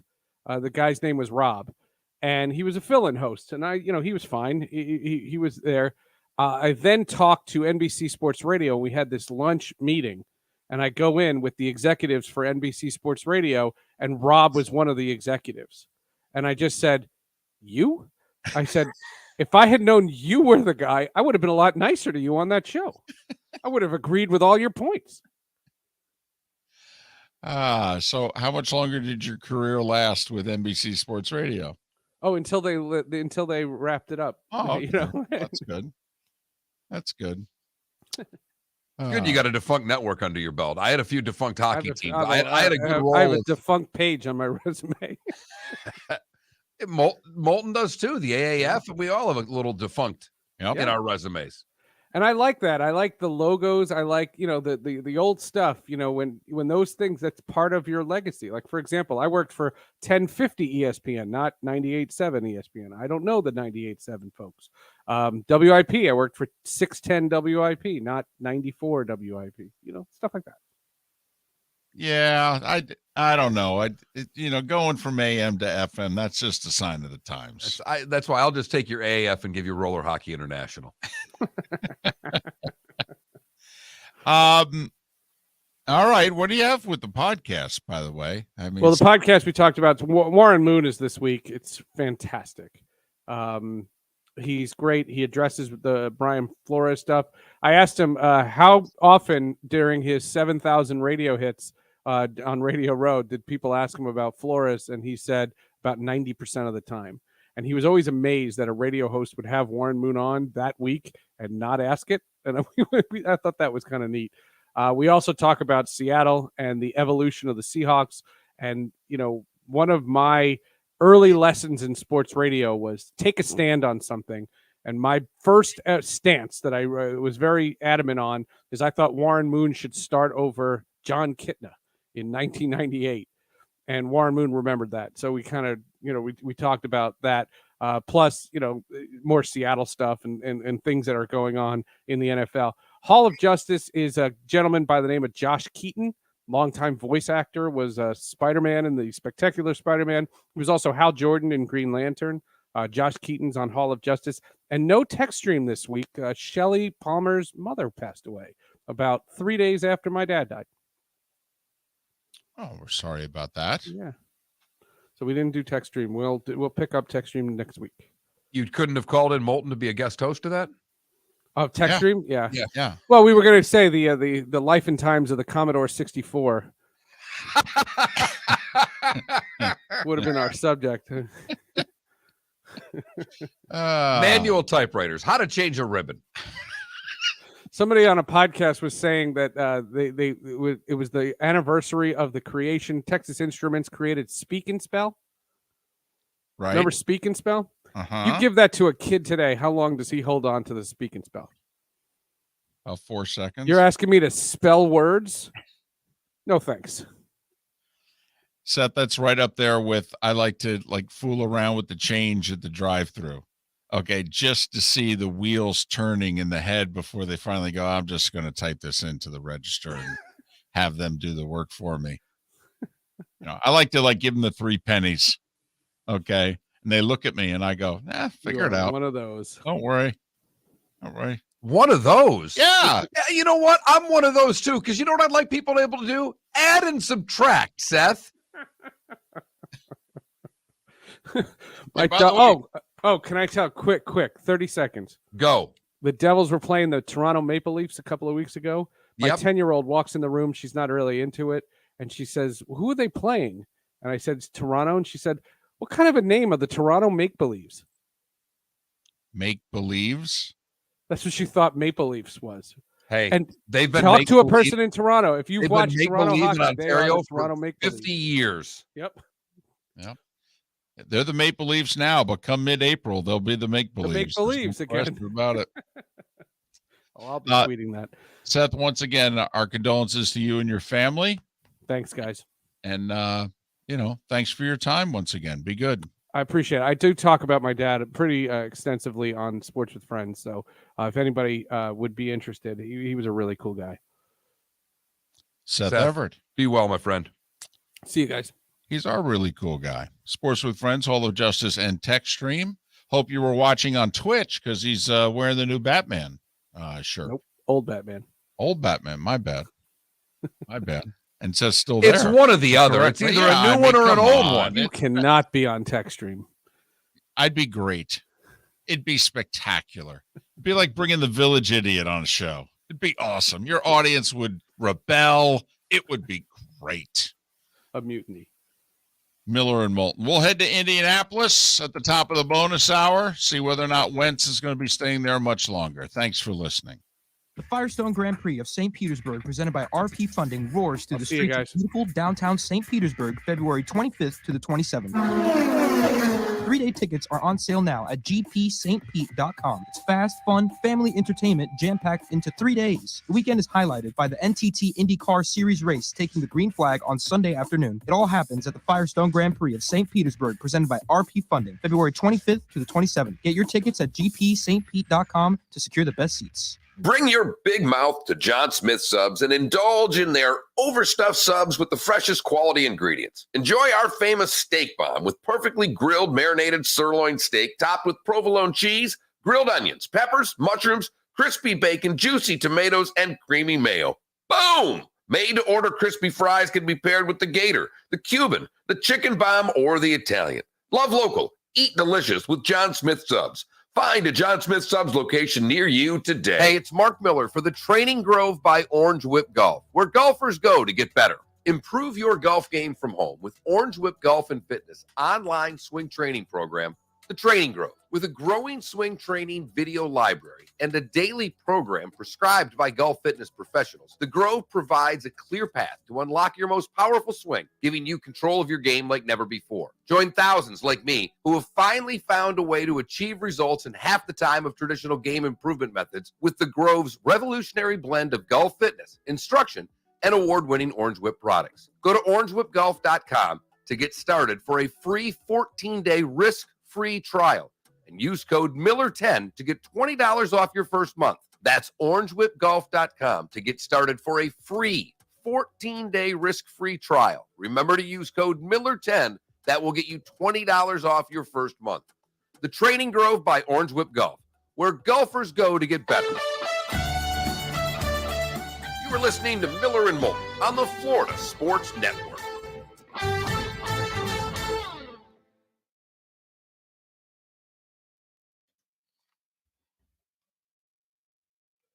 Hey, did you guys know that I am the Eggman and that they are the Eggmen? I'm sorry, who? What? And that I am the Walrus? Goo goo goo choob. All right. Song stuck in my head.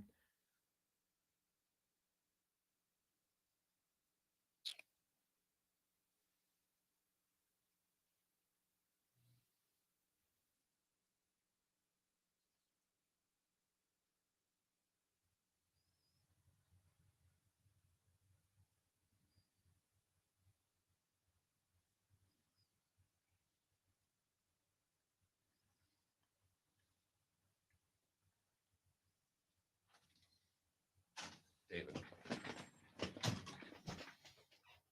I got Cole Anthony winning the dunk contest. You may have to walk around after the show for a little bit. Or you may have to walk around now or every commercial break until you see him. But I'm walking down the hallway and there is a 5'10", 5'11" young person who this big around. Okay. And all I could see was the mullet hanging down. And I'm like, it's got to be. It's got to be. So I just walked into Peterson's office. I said, so there's a young, really skinny mullet. He goes, oh, yeah, it's Brad's kid. God, that's fantastic. Unbelievable.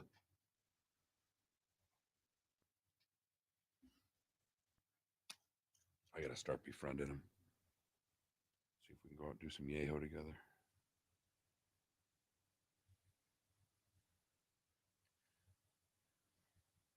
Mark, did you ever want a mullet growing up? I had a mullet growing I was going to up. say, you had to have had a mullet. Come on. You were definitely a mullet guy. No, I'm of the mullet era. Oh, of course. That's why I asked. I had a flat top with a mullet, for crying out loud. I mean, it was Holy. business in the front, party in the back, baby. Oh, my goodness.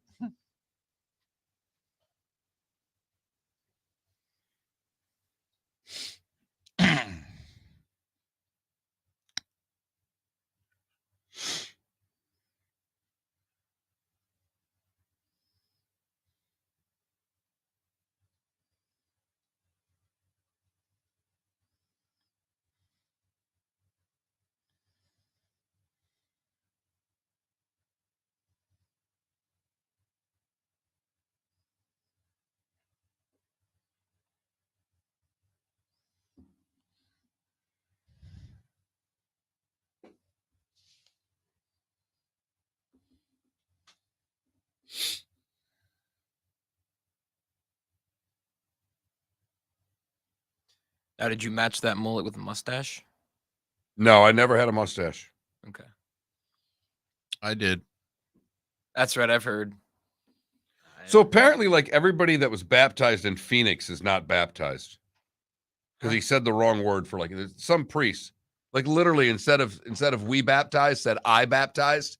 So apparently thousands upon thousands of baptisms are null and void. That's ridiculous. Thank you.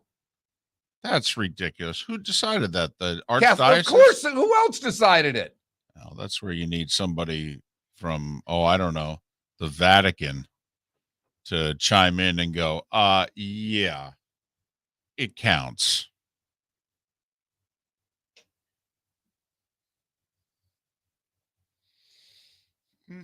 Who's Derek with? 97.5, right? Well, he's with the IFC network. The what? He doesn't list 97.5 on his Twitter handle. Okay, with the what? We're coming back. Derek's on hold. IS.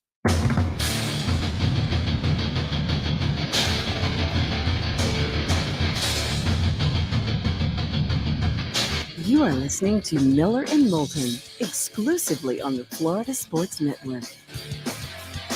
And now here's Mark Miller and David Moulton.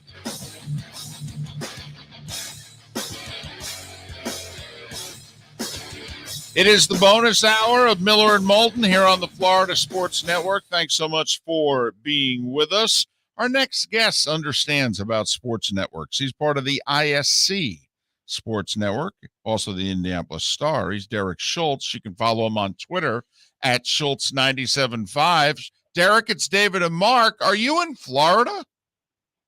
I am. I mean, if this qualifies as Florida, because we're in the central time zone, which is really weird to me that we're all the way out here. Because I just assumed that Florida was all Eastern, but yeah, we're in Destin / Rosemary Beach. So we've never been here before. It's a nice area. We're enjoying it. Derek, it is affectionately known as the Redneck Riviera. So enjoy the white sand beaches of the Panhandle for the next little bit. Derek, the question that I'd have for you is how long before Carson Wentz is joining you on vacation time on the beach, or is he going to be remaining in Indianapolis for a little bit longer than some think? Well, that decision is likely going to be made here in the next month. The Colts have until March 18th to do something with Carson Wentz, whether that be trade him, outright release him, or even keep him, because that roster bonus is about to kick in, which will be an extra $15 million for the 2022 season. So you would think that if the Colts were dead set on moving on from Carson Wentz, they would go ahead and save themselves a nice chunk of change there and make that decision in the next 4 weeks. just given what has been swirling around the team, originally I was thinking to myself, exiting that embarrassing loss in week 18, which obviously ended the Colts season at 9-8 in Jacksonville. I was thinking, okay, it's probably a 50-50 shot that Wentz is back for a second year. Now, with everything that has been said, or even the things unsaid, and some of the things circulating around the Colts team complex, it feels like this is almost like a 75 to 80% shot that they're going to move on, even if they don't know who the next guy is going to be. They're just dead set on it's not going to be Carson Wentz. All right, Derek. It raises many questions. First of which is this based on his play, or is this based on Wentz and the locker room and what his problems were in Philly have carried over to Indianapolis, and he's not a leader? I mean, is this on the field, or is this coming from the room? I think with everything, it's the whole picture, right? You take everything into account. But as far as the locker room, at least from what we've seen and even what I've heard, there doesn't seem to be animosity between Wentz and his teammates. In fact, he was named a captain. And as a first-year player, that's got to be kind of a big deal to have the respect to be named one of the captains. So I don't think it's necessarily like what happened in Philadelphia, where suddenly he just distanced himself from everyone, from the front office, the brass, and his teammates. I don't think it's a situation like that here in Indianapolis. I do think that there is a rift between Wentz and the team owner. And probably that's the bigger deal, to have that rift between Jim Irsay and you if you're a Colts player than any of your teammates. Who cares what Quentin Nelson and Darius Leonard think? If the owner of the team doesn't want you around, then that's going to be a problem. And I think that stems back to, Irsay was pretty vocal and not too subtle about Wentz's vaccination status and the fact that things went off the rails in December when they started losing people and all of that due to that. And it wasn't just Wentz. There were some other frontline players that the Colts had to lose because of that, because of close contacts and the NFL rules. There was a lot of frustration and disappointment with Irsay when it came to that. But after the Jacksonville game, that was something that Irsay pointed to behind closed doors about, look, is this guy good enough? Because he went to Chris Ballard and the general manager of the team and Frank Reich, the head coach, and he said, you guys vouch for this guy. And this is what he's going to bring to the table for me.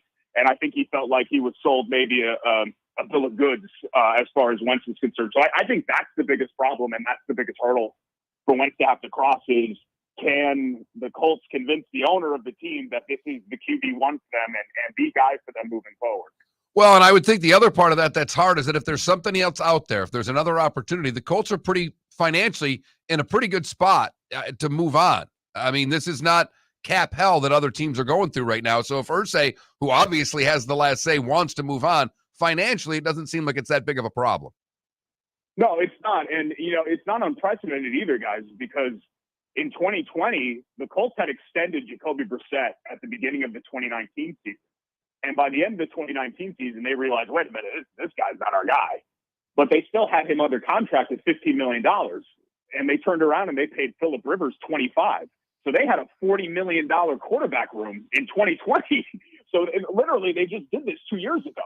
So they can either have Wentz. I don't think they would have Wentz on the roster with his replacement. I think that wouldn't be that sort of situation like it was with Brissett.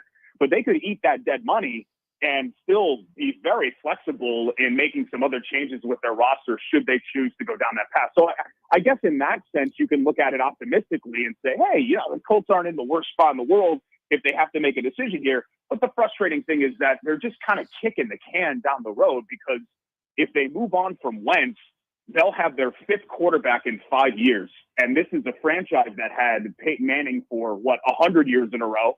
And then Andrew Luck for like another decade. Basically, they never had to worry about that spot. And now it's just a constant worry for them over and over and over again each offseason, trying to find the next guy, the next Band-Aid to put over this gaping wound that they have at that position.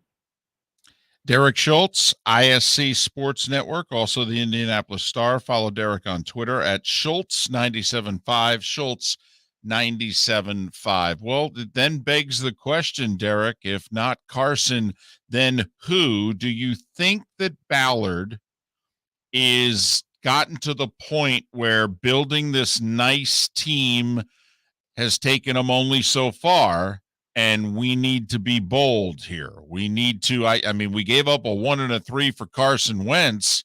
I mean, why not give up 2 1s and a 3 for Russell Wilson or somebody like that? I mean, do you think they will be really bold post Wentz, or do you think they will be placeholder post Wentz? No, I think it's time to be bold. But the problem is that it takes two parties to tango there. You know, the Colts can put whatever they want on the table. They need Seattle or Green Bay, if we're talking about the pie in the sky options and Wilson and Rodgers. They need those guys to be on the table. You know, if they're not on the table, there's nothing the Colts can do about that. So I do think that, like, you know, that trade scenario there, if you put Wilson on the table, I think the Colts would do anything that they could to get him. Even if Rodgers, I think the same thing. But the problem is that, like you mentioned, there's no first round pick for this year.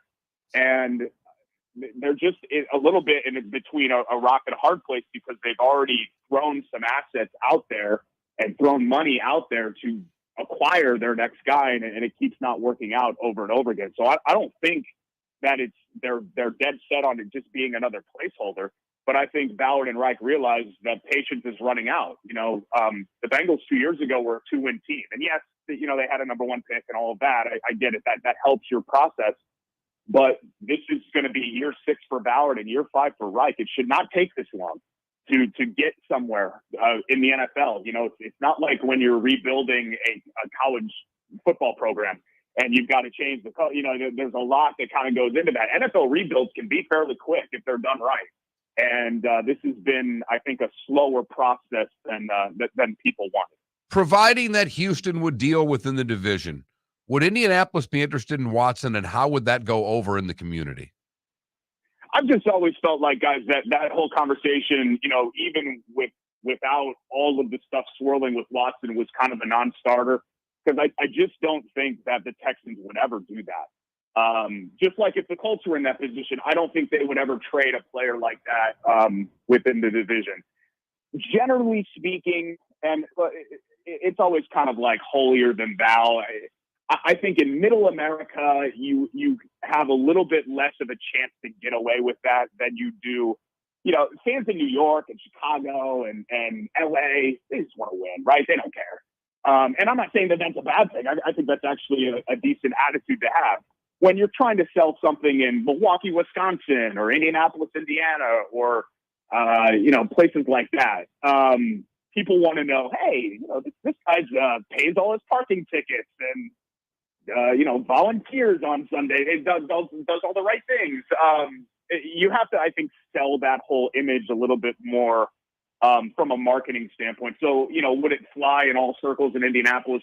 No, it wouldn't. But also, Colts fans, this has been a long run of what you would call futility for this team. They haven't been bad. They just haven't been any good. And that's kind of they haven't won the division since 2014. You guys know this division, it's not exactly a murder. You know, it's not the SEC West. it shouldn't be this difficult to beat out Jacksonville and Tennessee and Houston, especially, you know, Houston and Jacksonville with how they've been, to win this division more than once a decade. And to have this run like this, when you were used to the Peyton Manning years, a lot of this fan base came up during those years. It's led to a lot of frustration and impatience. So I think maybe you'd get more fans that were on board with a move like that, considering where the Colts have been here. But yeah, you'd have to sell it a little bit different in middle America for sure. Derek, final question. There was not a single 100-yard rusher in the playoffs this year. All right. Are the Colts going to have to rethink everything?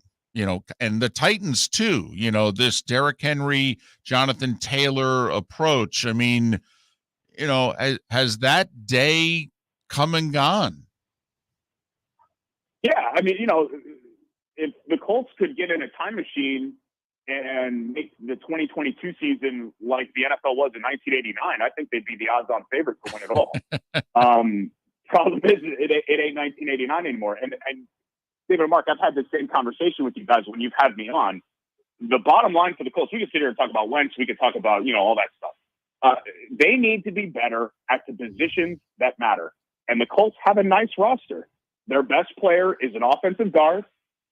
Their other best player is a middle linebacker, and some of their other Pro Bowlers include a slot corner, a running back, and a long snapper. Those aren't impact positions. They're just not. You know, you look around the league, what positions matter? What position does Cooper Kupp play? What position does Jamar Chase play? Look at the Colts wide receiver depth chart. It's a joke. Yep. It looks like it's a CFL team. And you can't make it work like that. You need guys that are better there. Look at their pass rushers and look at their sack stats over the last couple of years. It's awful. They're one of the worst teams in the league. You need to be good at edge, pass rusher, wide receiver, quarterback. Those are like the core positions, playmaking positions that you need in today's NFL, and the Colts are just woefully short in those areas. So it's great to be good in the trenches. It's great to have DeForest Buckner as a defense. I'm not saying it's not great, but you can't rely on those guys to take over games the way that some of these other players do. I agree. I think Wentz is being scapegoated a bit. Give him a couple wide receivers and see whether or not he can play. Derek, continue to enjoy the Redneck Riviera. Hope it treats you well. Safe travels, and we'll talk again down the road. Yeah, sure thing. I've noticed all the Alabama plays, so you're not lying about that. Not one bit, No. my friend. Enjoy. No. Beaches are absolutely beautiful, though. Yes, beautiful. Take care, you guys. Thanks. Derek Schultz, ISC Sports Network, Indianapolis Star. It is the self-named, by the way, Redneck Riviera. Absolutely. I mean, it's not us being snobbish here. I've never done Destin. I've done the whole Pensacola, and I've done a lot of I've never done Destin. I know the beaches are supposedly just gorgeous there. Well, I know we're going to try to get on in That's a part of the vacation state. then. That That's a would be road good. trip right there. So you would do that remote? I'd do a week from Destin tomorrow. Okay. I just asked. Prefer it in the summertime. It's a little cool this time of year up there. I understand. Yes, They actually have seasons. Yes, big temperature difference. That 300 and plus miles due north. Big temperature difference. Miller and Moulton. Good, bad, and ugly. What's on tap? Today was the day when our final thoughts. Those are all just 20 plus minutes away. We thank you for being with us here on the Florida Sports Network. Hey, it's Mark Miller for the Training Grove by Orange Whip Golf, where golfers go to get better. Improve your golf game from home with Orange Whip Golf and Fitness online swing training program, The Training Grove. With a growing swing training video library and a daily program prescribed by golf fitness professionals, The Grove provides a clear path to unlock your most powerful swing, giving you control of your game like never before. Join thousands like me who have finally found a way to achieve results in half the time of traditional game improvement methods with The Grove's revolutionary blend of golf fitness, instruction, and award-winning Orange Whip products. Go to orangewhipgolf.com to get started for a free 14-day risk-free trial and use code Miller10 to get $20 off your first month. That's orangewhipgolf.com to get started for a free 14-day risk-free trial. Remember to use code Miller10. That will get you $20 off your first month. The Training Grove by Orange Whip Golf, where golfers go to get better. You are listening to Miller and Moulton on the Florida Sports Network.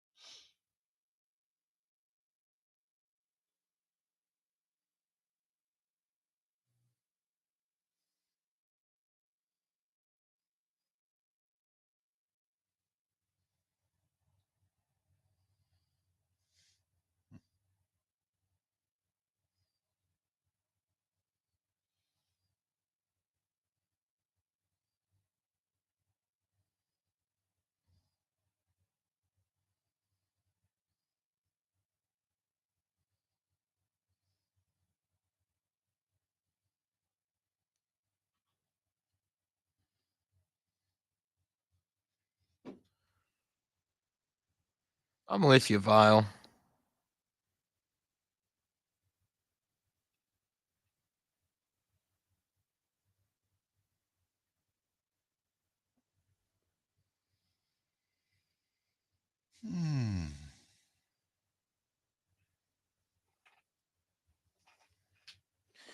Yeah, how about them Celtics? I mean, it's also a Philly team that's getting used to not having their point guard and their backup center. But yeah, the Celtics are good, man. They're heating up. Jaylen Brown was lighting it up.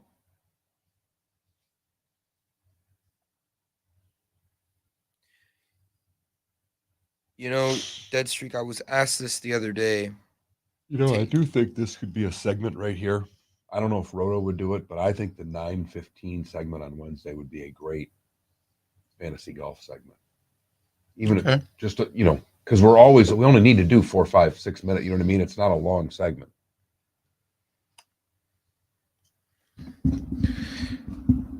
I was asked Tatum or Booker, and I think I'm taking Tatum. It's tough. It's really close, but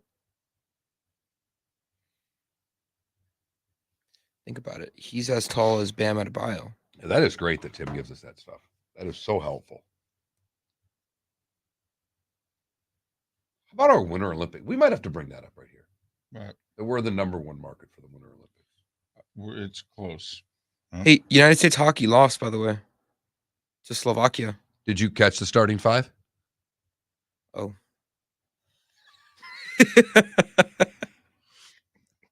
Whoops. In a shootout. That was like 3 hours ago. Slovakia scored in the last minute to tie it and then lost it. Then they won in a shootout. God. Is that what happens when you don't have NHL players? It can happen anytime. If we'd had NHL players, I think we would have probably competed for a gold medal. But you never know when you get into this round. Yeah.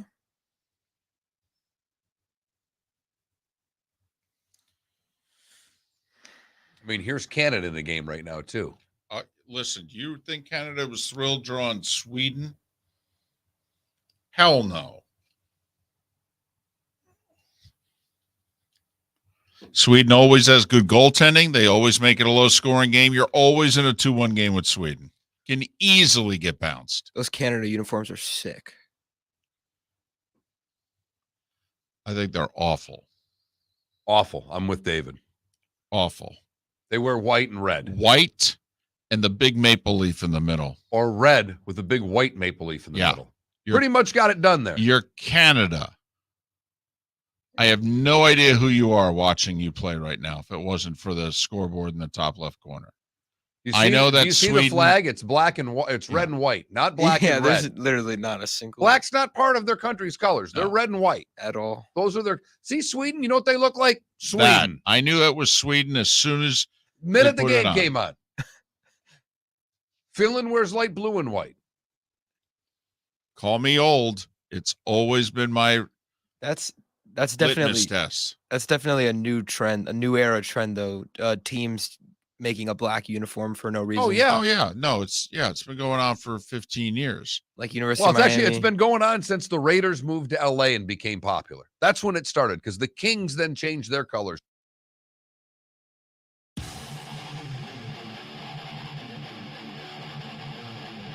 You're listening to Miller and Moulton, exclusively on the Florida Sports Network.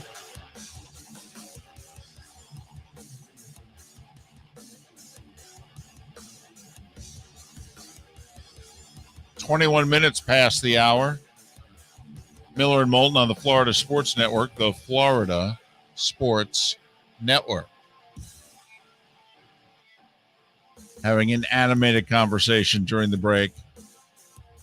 Watching Canada-Sweden hockey. In case you missed it, the U.S. knocked out of the men's tournament in the quarterfinal round, giving up a late goal in regulation to force overtime and losing to Slovakia in a shootout. Boy, they reminded me of the U.S. men's national team, the way they gave that game away, David. Oh, look, it's you. Meanwhile, we're watching Canada in uniforms in which you can't tell it's Canada. Right. We're in black and red. So, young Felipe loving the uniforms. Do you see their uniforms? They are filthy. They are sick. And the two old guys just got the get off my lawn done before we came back from break. Because the last time I checked, Canada's red and white. Correct. When I look up, and I see Sweden in blue and yellow, I know who it is. Right. When I see Canada, I thought it was the Czech Republic. I think they're playing the Pensacola Ice Pilots. Who in the world are they playing here? That's Canada? How can you tell? But apparently, our audience is all left listening us to watch the Olympics on television, David. It's apparently the only market in the country watching the Olympics. There are more people per household watching the Olympics in Southwest Florida than they are in Buffalo or Denver. And I'm not joking. We are apparently either the number 1 or the number 2 market in the country for the Winter Olympics. Telling you a couple of things that you need to know. We are a very old market. We still love the Olympics. Love them here. Love them in the 239. The fact that the Winter Games are doing this well is staggering to me. Especially down here, winter doesn't even exist. Well, everybody's from somewhere else. That's a good One. point. Yep. Yeah. But yes, we That's a are good in note. Florida. And there are a few things to do during the day when these things are on in the morning one, but no, we are locked into it. And, That's right. And it shows that an older demographic does not care about tape-delayed sports. Vile1 in the Twitch chat just made a good point. The Canadian Snowbirds. Yeah, that helps. That helps. I don't know how much that registered in the ratings, but yes. Yeah, that helps. No question. But it goes back to this is a top 10 hockey market. All right. This is a excellent college basketball market. Winter sports do really well in Southwest Florida. And the hockey one shocks everyone except for those that are intimately invested in the NHL and the hockey world, and they know it. And we found that out about 10 or so years ago when we were getting really good hockey guests, because we knew our ratings were good and we knew there was interest, and the hockey people knew it too, and that's why they would answer our calls. Yeah, the only one we never got while he was still working, and we still haven't, is Doc Everett. Yep, never got him. But the one time that a consultant actually was like seriously considering us for a show of some kind with a major network, they loved our show. We did a hockey segment in the 5:00 hour, and the consultant was like, "You got to be kidding me." And we tried to say to the consultant, "We're a top 5 hockey market. We're number 2 that doesn't have an NHL team." Next to Providence, Rhode Island, by the way. But they didn't want to listen to the truth. No. Probably the last time we ever talked to a consultant. Well, at least nicely. I crack myself up sometimes. Listen, if you're going to be stuck in the minors, at least have fun with it, right? No doubt. No doubt. That's our version of I can get us a rain delay. Hey. I can get us a rain out. When you're Crash Davis, embrace it, David. That's right. That is right. Miller and Moulton on this hump day. What was that thing you were looking up there a moment ago? All right. I'm looking up a lot of things. You said we should really talk about this. No? Okay. Boy, oh boy. Well, what I gave you was something I joked about talking about that we missed out on what my wife was most interested in, but I don't remember anything I was. But heck, that's never that far off. Our poll question today, I can at least slip that in while we got the chance, David. Who's going to make it back to the Super Bowl first? The Bengals or the Rams? Right now, voting tight. The Rams getting 54% of the vote. The Bengals getting 46% of the vote. I went Bengals. I went Rams because I think they'll continue to buy a team. I think they are approaching this team like the Lakers. And I think they realize they have a generation that they have to fill here. That was the gap. That's how long they were gone. And I believe, and I don't know if they'll be able to do it. That's a long time. They've only been able to fill 5 years. They've been good for 5 years. It's tough to be good every year or damn near every year for 15 to 20, as a lot of franchises are now finding out. The Patriots made it look too damn easy. Quite frankly, Green Bay has made it look too damn easy. But the Patriots and Green Bay didn't do it by really overpaying for any one position. The Packers had to pay a little bit more for their quarterback. New England always got a bit of a discount. And they cycled players out. I mean, Richard Seymour just gets into the Hall of Fame. He probably should have been a Patriot a lot longer, but they didn't want to pay him. Right. He played 4 more years with the Raiders. Would you say the Dodgers kind of take a similar approach? Yeah, but baseball, you can. It doesn't matter. There's a luxury tax, but there's no. Well, I'll say this. All right. And Mark's right. But the current ownership has taken that approach. They bought the team around 2012. All right. And they spent obscene money. And then while spending 5 years building up their farm system. So now they've had a great farm system the last 5-7 years, and a lot of cheap talents come up. They're still spending obscene money, but they can afford the Mookie Bettses of the world, take on a David Price contract, et cetera, et cetera. Gave Kershaw whatever he wants twice. But yes, the current ownership with the Dodgers is like, yeah, we got to spend money. We've got to win. And people show up. They get 40+ thousand for every game. They get 50,000 on weekends every single weekend. That's a heritage they're not willing to risk losing. But that's a heritage that goes back to the Eisenhower administration. The Rams, who were there during the Eisenhower administration, but they've been gone since the mid-90s. And they're just now, and they're fighting now. The Raiders are probably the most popular team in Southern California, and the Niners might be second. What about LA though? No. What part of that's the what he's telling Raiders you. Are the most popular team in Los Angeles, and the Niners might be second. All right, and it's not, and it ain't close that the Raiders is the most popular team. Did you see either of the games between Los Angeles and San Francisco? San Francisco was the home team both times. Both times, and it wasn't close. Funniest thing that a guy said. All right, we got stuck for the NFC title game. They had already started blocking off ways for the Super Bowl, and the security was really strict, and we literally had to walk about a mile, and we had to go almost a complete lap around the stadium to get in it from where we got dropped off. And we're walking through the crowd, and a guy says in full Niners gear, as we finally see 2 people in Rams stuff walking towards him, and he goes, "Hey, Rams fans, welcome to our home game." So the Niners have a larger following in LA than the Dodgers and No, we're talking football. Oh, Felipe. football, Okay. Felipe. When I said what about LA, I meant like all sports in LA. No. Yeah. The Lakers are number one. Lakers are 1, and the Dodgers are 2. And USC will have a shot at being 2 if they get their act together. They will fill that Coliseum up very quickly. That is the number 1 football team in Southern California, USC. Even bigger than the Rams, who just won the Super Bowl. Yeah. I will say, listening to your talk, and I don't know if the Dolphins could do it right, but there is a point with the money they have that it's about time that the Miami Dolphins start taking the Rams approach, because that's a city that would want that. Yes, absolutely. Worked with the Marlins when they did it. Absolutely. And the Heat have done it.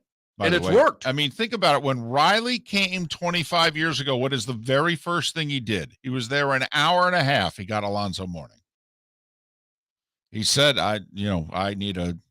Riley still at that time believed that's how you built it, through a big guy and the whole deal. But, he said, I need a stud. But then they went and got Shaq. Right. Before the big 3, they got Shaq. Right. Now, they got lucky with Wade. Let's face it. They got lucky. But as soon as they were good, they're like, we got to get great. And look what happened. They got swept in the playoffs last year. Every single time Riley gets swept in the playoffs, they go out and do big stuff. And that's the town that wants that. I mean, I will say, even the Florida Panthers, they have a great team. They don't have a recognizable star name. And never really have. No. Nope. No, the Dolphins should take the Rams approach. 100%. Especially when you consider, how could a Dolphins fan gets mad if, now we're at the point where we have to kick the can down the road or we have to rebuild. Dolphins fans like, well, hell, I've gone 40 years since we've been in the damn Super Bowl, and I've gone nearly 50 since we won it. Okay, you're telling me you're going to go all in for 5 to 8 years, but you're actually going to deliver me a good product. I know you can't guarantee a championship, but you're going to deliver me a good product. We're going to win. We're going to contend. I'm going to make the playoffs. What Dolphin fan wouldn't sign up for that? Every single one. Every single one. And it hit me between the eyes, David, when we put our poll question up today, who will make it back to the Super Bowl first? And I just conveniently said, coming out of break, and we had done the question, I said, we could do this instead of first and just put next and put the 3 Florida teams in there. May do it tomorrow. Dolphins fan in the Twitch chat room. I would take that all day, every day. I mean, think about it. We're coming up on 40 years since they've been in the game. 40. And not a lot of playoff wins between then and now. Next year will be 30 years since they've been in the conference championship game. For as much grief as we give the Cowboys that they haven't been in it since the 95 season, the Dolphins' last trip to the AFC championship was the 92 season. They hosted the Bills and got whacked. I think I've said this before, but are we the new Bengals? I'm sorry, did he say we? Yeah, he did. What's he talking about? I don't know. Are the Dolphins? I don't know, right? I mean, he has the knack. He does. This is a producer knack. They know when we're supposed to go to break. They know that we're up against it. And he tries yet to make sure I get that one big comment in to make it be about me before the break. It's a one-word answer. He goes, we. Right. They're talking Blades, FSW. I don't know. FGCU. Who's he talking about there? He should be talking about FGCU because that's the one school he can say we with. You know why? He goes to school there. Right. He's about to get his diploma there. And he can still say it after he gets the diploma. Right. Because he graduated. Has a piece of paper. He's an alumni. The only person on this show who's allowed to use we right now is Mark with Michigan State. You are dangerously close to being allowed to say it with FGCU. You can say it with FGCU now because you are a student there. So when they win, you can say we win. So now if what was that question again? If we insert FGCU? Okay. Yeah. So what was the question then? Are the Dolphins the new Bengals? The Dolphins are dangerously close to being the new Lions. Miller and Moulton. 25 minutes before the hour. Good, bad, and ugly. What's on tap today was the day when our final thoughts. All coming up here on the Florida Sports Network. Hey, it's Mark Miller for the Training Grove by Orange Whip Golf, where golfers go to get better. Improve your golf game from home with Orange Whip Golf and Fitness online swing training program, The Training Grove. With a growing swing training video library and a daily program prescribed by golf fitness professionals, The Grove provides a clear path to unlock your most powerful swing, giving you control of your game like never before. Join thousands like me who have finally found a way to achieve results in half the time of traditional game improvement methods with The Grove's revolutionary blend of golf fitness, instruction, and award-winning Orange Whip products. Go to orangewhipgolf.com to get started for a free 14-day risk-free trial and use code Miller10 to get $20 off your first month. That's orangewhipgolf.com to get started for a free 14-day risk-free trial. Remember to use code Miller10. That will get you $20 off your first month. The Training Grove by Orange Whip Golf, where golfers go to get better. You are listening to Miller and Moulton on the Florida Sports Network.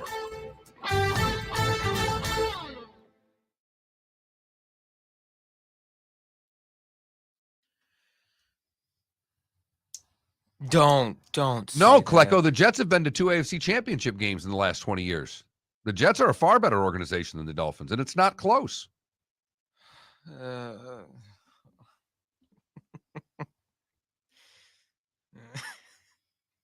You root for the Lions, Felipe. This is why I am not a Lions fan. My whole life, at this point in my life, was what yours is with the Dolphins. I rooted for Pittsburgh as a little kid. You see the jersey that I'm wearing? I feel like such a fool. I don't know what Dolphins that and is. Marlins. Oh. It's horrible. I'm telling you, Philly, it's why I realized that my sports love is not where it once was because my teams are so bad across the board. And the fact that the Red Wings are actually becoming a hockey team again, now I watch games differently. Now I'm like, ooh, let's see if they're like, I watched them play Minnesota and like, how can they, I know they're not as good. How are they going to play against a really good team? I feel like a punk.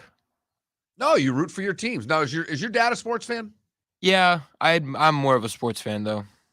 Is he a Dolphins fan? I mean, he's not like a diehard Dolphins fan, but yeah. Does he have a team, though? I mean, is there a team he roots for over? Yeah, the Dolphins, probably. Okay. Yeah. He's a baseball guy, though. He loves baseball.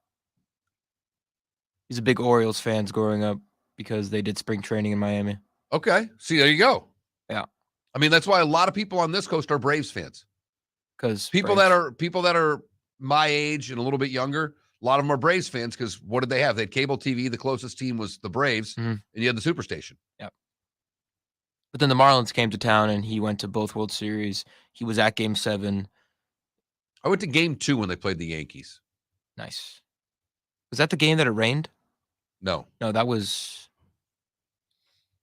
What are you talking, the Marlins? Yeah, Marlins, Yankees. Wait, we didn't have home field in that series? The middle three. Oh, then I went to Game 3. Well, no.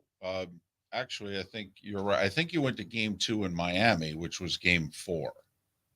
Yeah, because we didn't have home field in that series. Okay, so yeah. You saw Clemens, right? Yes. In game, and you saw Miguel Cabrera hit a home run off of him. Okay, in Game 4. That is true. You saw, well, maybe Clemens will get there one day. I was going to say you saw 2 Hall of Famers. I did see 2 Hall of Famers. Well, and actually you saw 3. You saw Jeter. Right. Actually, I saw a few more than that. All right. Saw Mariano. Miguel. Did Mariano come in that game? No, but I mean. Right. Posada? No. I don't think Pettit gets in. I don't think Pettit deserves to get in. Wasn't Alfonso Soriano on the Yankees? Yeah, but we're talking Hall of Famers. I mean, how many hits does Alfonso Soriano have? Not enough to get into the Hall of Fame. He's not at 3K? Not even close. No, I don't even know if he got to 2K. That's what I was going to say, dude. Be hard-pressed to see if he got to 2,000. He was a good hitter, though. He was a very good hitter, and I think he had around 400 home runs. He was a really... wow. I think he was just under 400. 2,095 hits, 412 home runs, career batting average 270. And not a bad career, not a Hall of Fame career. Terrific career. By the way, the USFL announced it will hold its playoffs and championship game at the Hall of Fame Stadium in Canton. Wow. They're trying. Yeah, and those folks will come out to it too. They're going to areas. Yeah, but there's no teams. Yep, and that would be willing to support this. That'll be good weather. Yeah, it's June 25th and July 3rd. Right. I mean, July 3rd for a championship game is not ideal. Sunday, July 3rd. Nobody works the next day. Mark, another Hall of Famer you saw, Pudge. Yeah. Yeah, it's true. Pudge Rodriguez.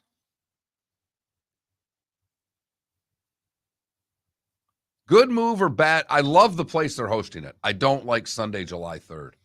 Season's a little too long, is what you're saying. 1 week. And I'm sure they're thinking, hey, 4th of July weekend. Remember, it's fireworks are the 3rd everywhere. I know. It's just a TV product to them, though.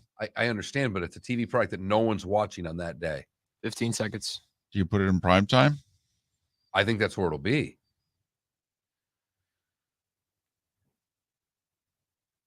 But you're right. A lot of places. All right, starting 5. Let's go.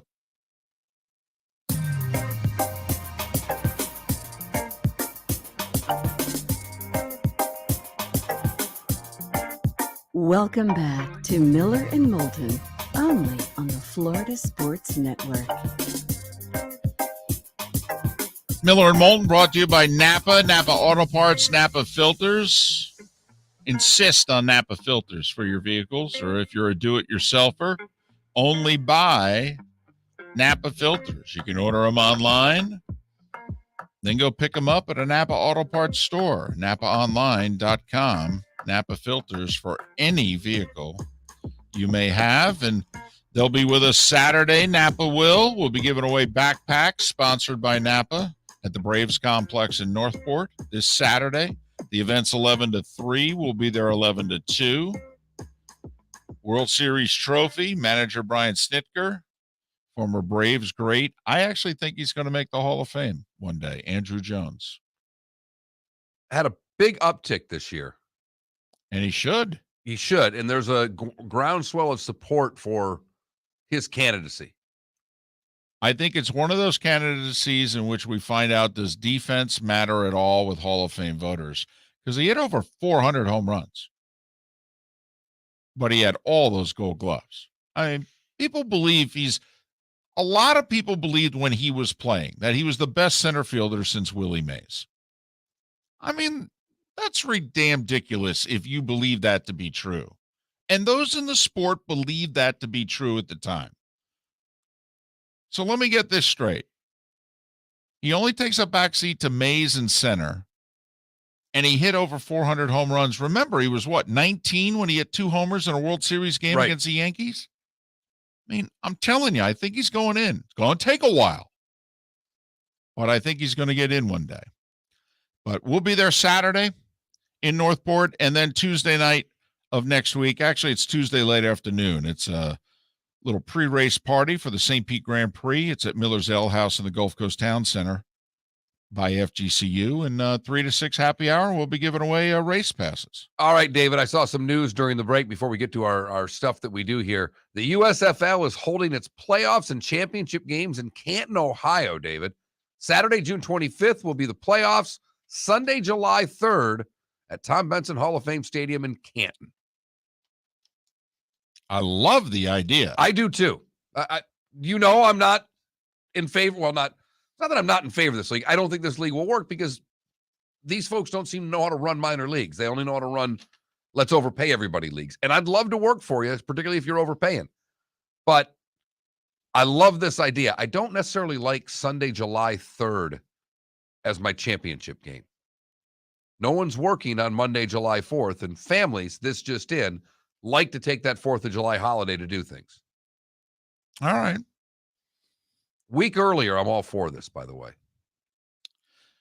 Right now, it is time for... Leave it to the oldest guy in the show, and definitely the oldest soul, to live in the past. Here's David Moulton with Today Was the Day When... Let's go back to 1659. The first known check was written. It's on display in Westminster Abbey. 1659, Mark. Who'd you write it to? The paper boy, or was it for a book of stamps? Oh, no. I never wrote checks for that little amount. I write checks for, at least $9, $10. 1850. Right. 1857, Gallaudet College is formed in Washington, D.C. For those of you that don't know, it's the college for the deaf. 1915, Mark, holdouts aren't just a 21st century thing. 107 years ago, Frank Home Run Baker at age 28 retires because he said that Connie Mack is a cheapskate. And he sat out the whole year. He showed them, and he came back for probably about $5 more than what they were offering in 1916. I like it, though. I like his resolve, David. You and I have to at least stick up for that guy. Totally. Home Run Baker's our guy. No doubt. We would have backed him on sports radio back in the day. 1953, Ted Williams safely crash lands his damaged Panther jet in the Korean War. That's right. He was believed to have told the pilot who shot him down, "That's a hit." Come on. What? Come on. 1959, Fidel Castro officially overthrows Batista and becomes prime minister on this day. That's a run. I mean, yeah, he did have one. 1968, first 911 phone call made in the United States. It was made by a U.S. senator in Haleyville, Alabama.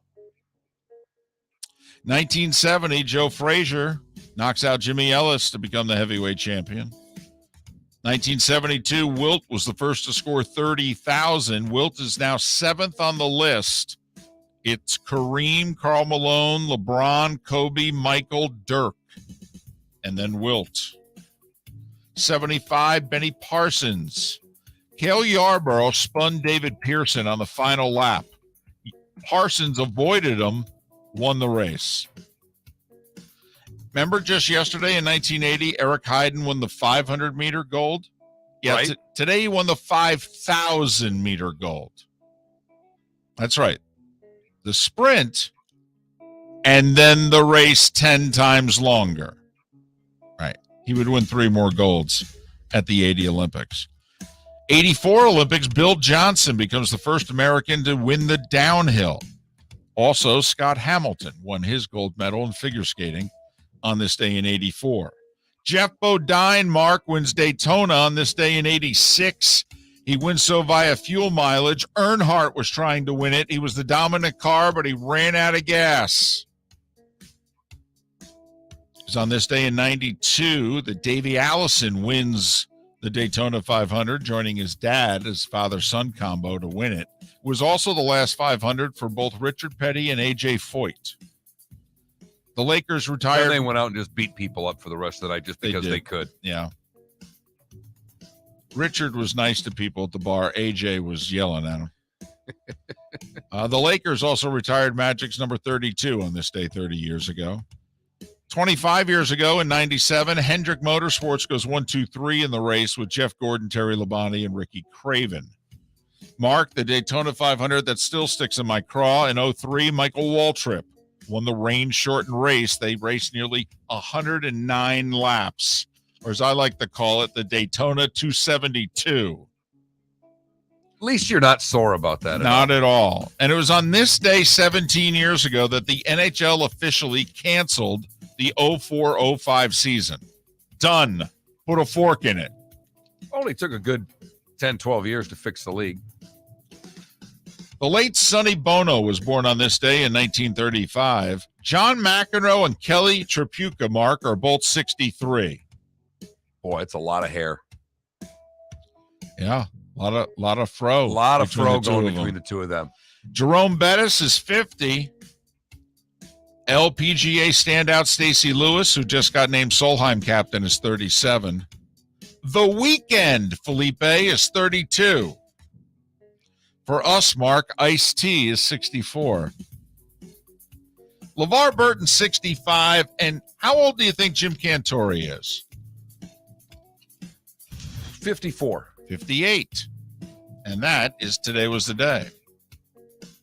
No errors or omissions today. Wow. How about that? Perfect game by one David Moulton. You've heard folks elsewhere mock Florida is gonna Florida. Well, Mark Miller sees it differently. He calls it the good, the bad, and the ugly. What you got, Mark? We go right to our own backyard, where Herman Kaufman was a 13-year-old. He was named after his grandfather, who was a pilot in the U.S. Army Air Corps during World War II. He never met his grandfather. He died a year before he was born. Herman had his bar mitzvah recently, and looks like his family did him pretty well, because it looks like he got $21,500 all in. Wow. Yeah, he gave $10,750 to the Wounded Warriors of Collier County. He's 13. What did you do good today? I was going to say, great job, kid. Wow. But you're making us feel bad. Yeah, no doubt there. For the bad, we go to the friendly skies, where it wasn't all that friendly on an American Airlines flight that was going from LAX to D.C. It was diverted in Kansas City, one of the worst airports in America, because a passenger on the plane said that there was problems going on with his family and that the flight attendants were in on it. And the 6'3", 240-pound man told flight attendants people were attempting to hurt him, and they followed him on the plane. And he could hear individuals harming his family over the telephone. And then he tried to get off the plane while it was in mid-flight, causing one of the flight attendants to hit him over the head with a coffee pot. And it took the flight attendants and passengers to subdue the man before they could make the emergency landing in Kansas City, where he was arrested. She better not get in trouble for that. No. Or he. Didn't say. Finally, the ugly, we go to Phoenix, where if you were baptized by Reverend Andres Arango in the Catholic Church between 1995 and September of 05, your baptism didn't count. Excuse me? Apparently, He used the phrase of we baptize instead of I baptize, nixing the whole sacrament. You know, us Catholics, we've only got a handful of these, and they're kind of a big deal. And since this is the first one, you think they could just wave the white flag and say you're all good. But in infinite Catholic wisdom, David, they didn't. And that is the good, the bad, and the very wet ugly on today, February the 16th, 2022. Yeah, we got to call in the big fella, I think. Yeah. Yeah, I think somebody needs to come in and they're overrule losing this. people in droves. You can't kick out everybody because a priest screwed up. Right. NHL tonight, 4 games, but there is a TNT doubleheader at 7:30 and 10, and the Panthers and the Hurricanes are the first game. That's such an entertaining game. That's a great game. And Colorado and Vegas at 10. Damn, this is a good doubleheader. NBA, they've got 11 games, and not many of them are good. The ESPN double dip is Brooklyn and the Knicks at 7:30, followed by Jazz and the Lakers at 10. FGCU hosting Kennesaw tonight at 7 o'clock. The Eagles are a 5-point favorite. Alabama at home tonight. Illinois at Rutgers, David. Can they get it done at the rack again? This might put Rutgers in the tournament. Oh, yeah. You got to take Rutgers. Absolutely. How many points am I getting with Rutgers? I'm getting 4 at the rack. UConn at home against Seton Hall. Purdue on the road at Northwestern. Top 10 matchup between Baylor and Texas Tech. Number 2 Auburn hosting Vanderbilt. Number 1 Gonzaga is on the road at Pepperdine. If you're a night owl, 11 o'clock tonight, women's hockey gold medal game, U.S. and Canada, live. Just saying. Are you watching? No, we do a morning show. I know, but I've seen you nap. I'm doing the FGCU Kennesaw State thing. That's why. Although, you know what? I may not be in bed by 11. I'll bet you I watch the first period. And if it's good, you're up for the whole game. Got a dadgum good point. Miller and Moulton. Thanks for listening.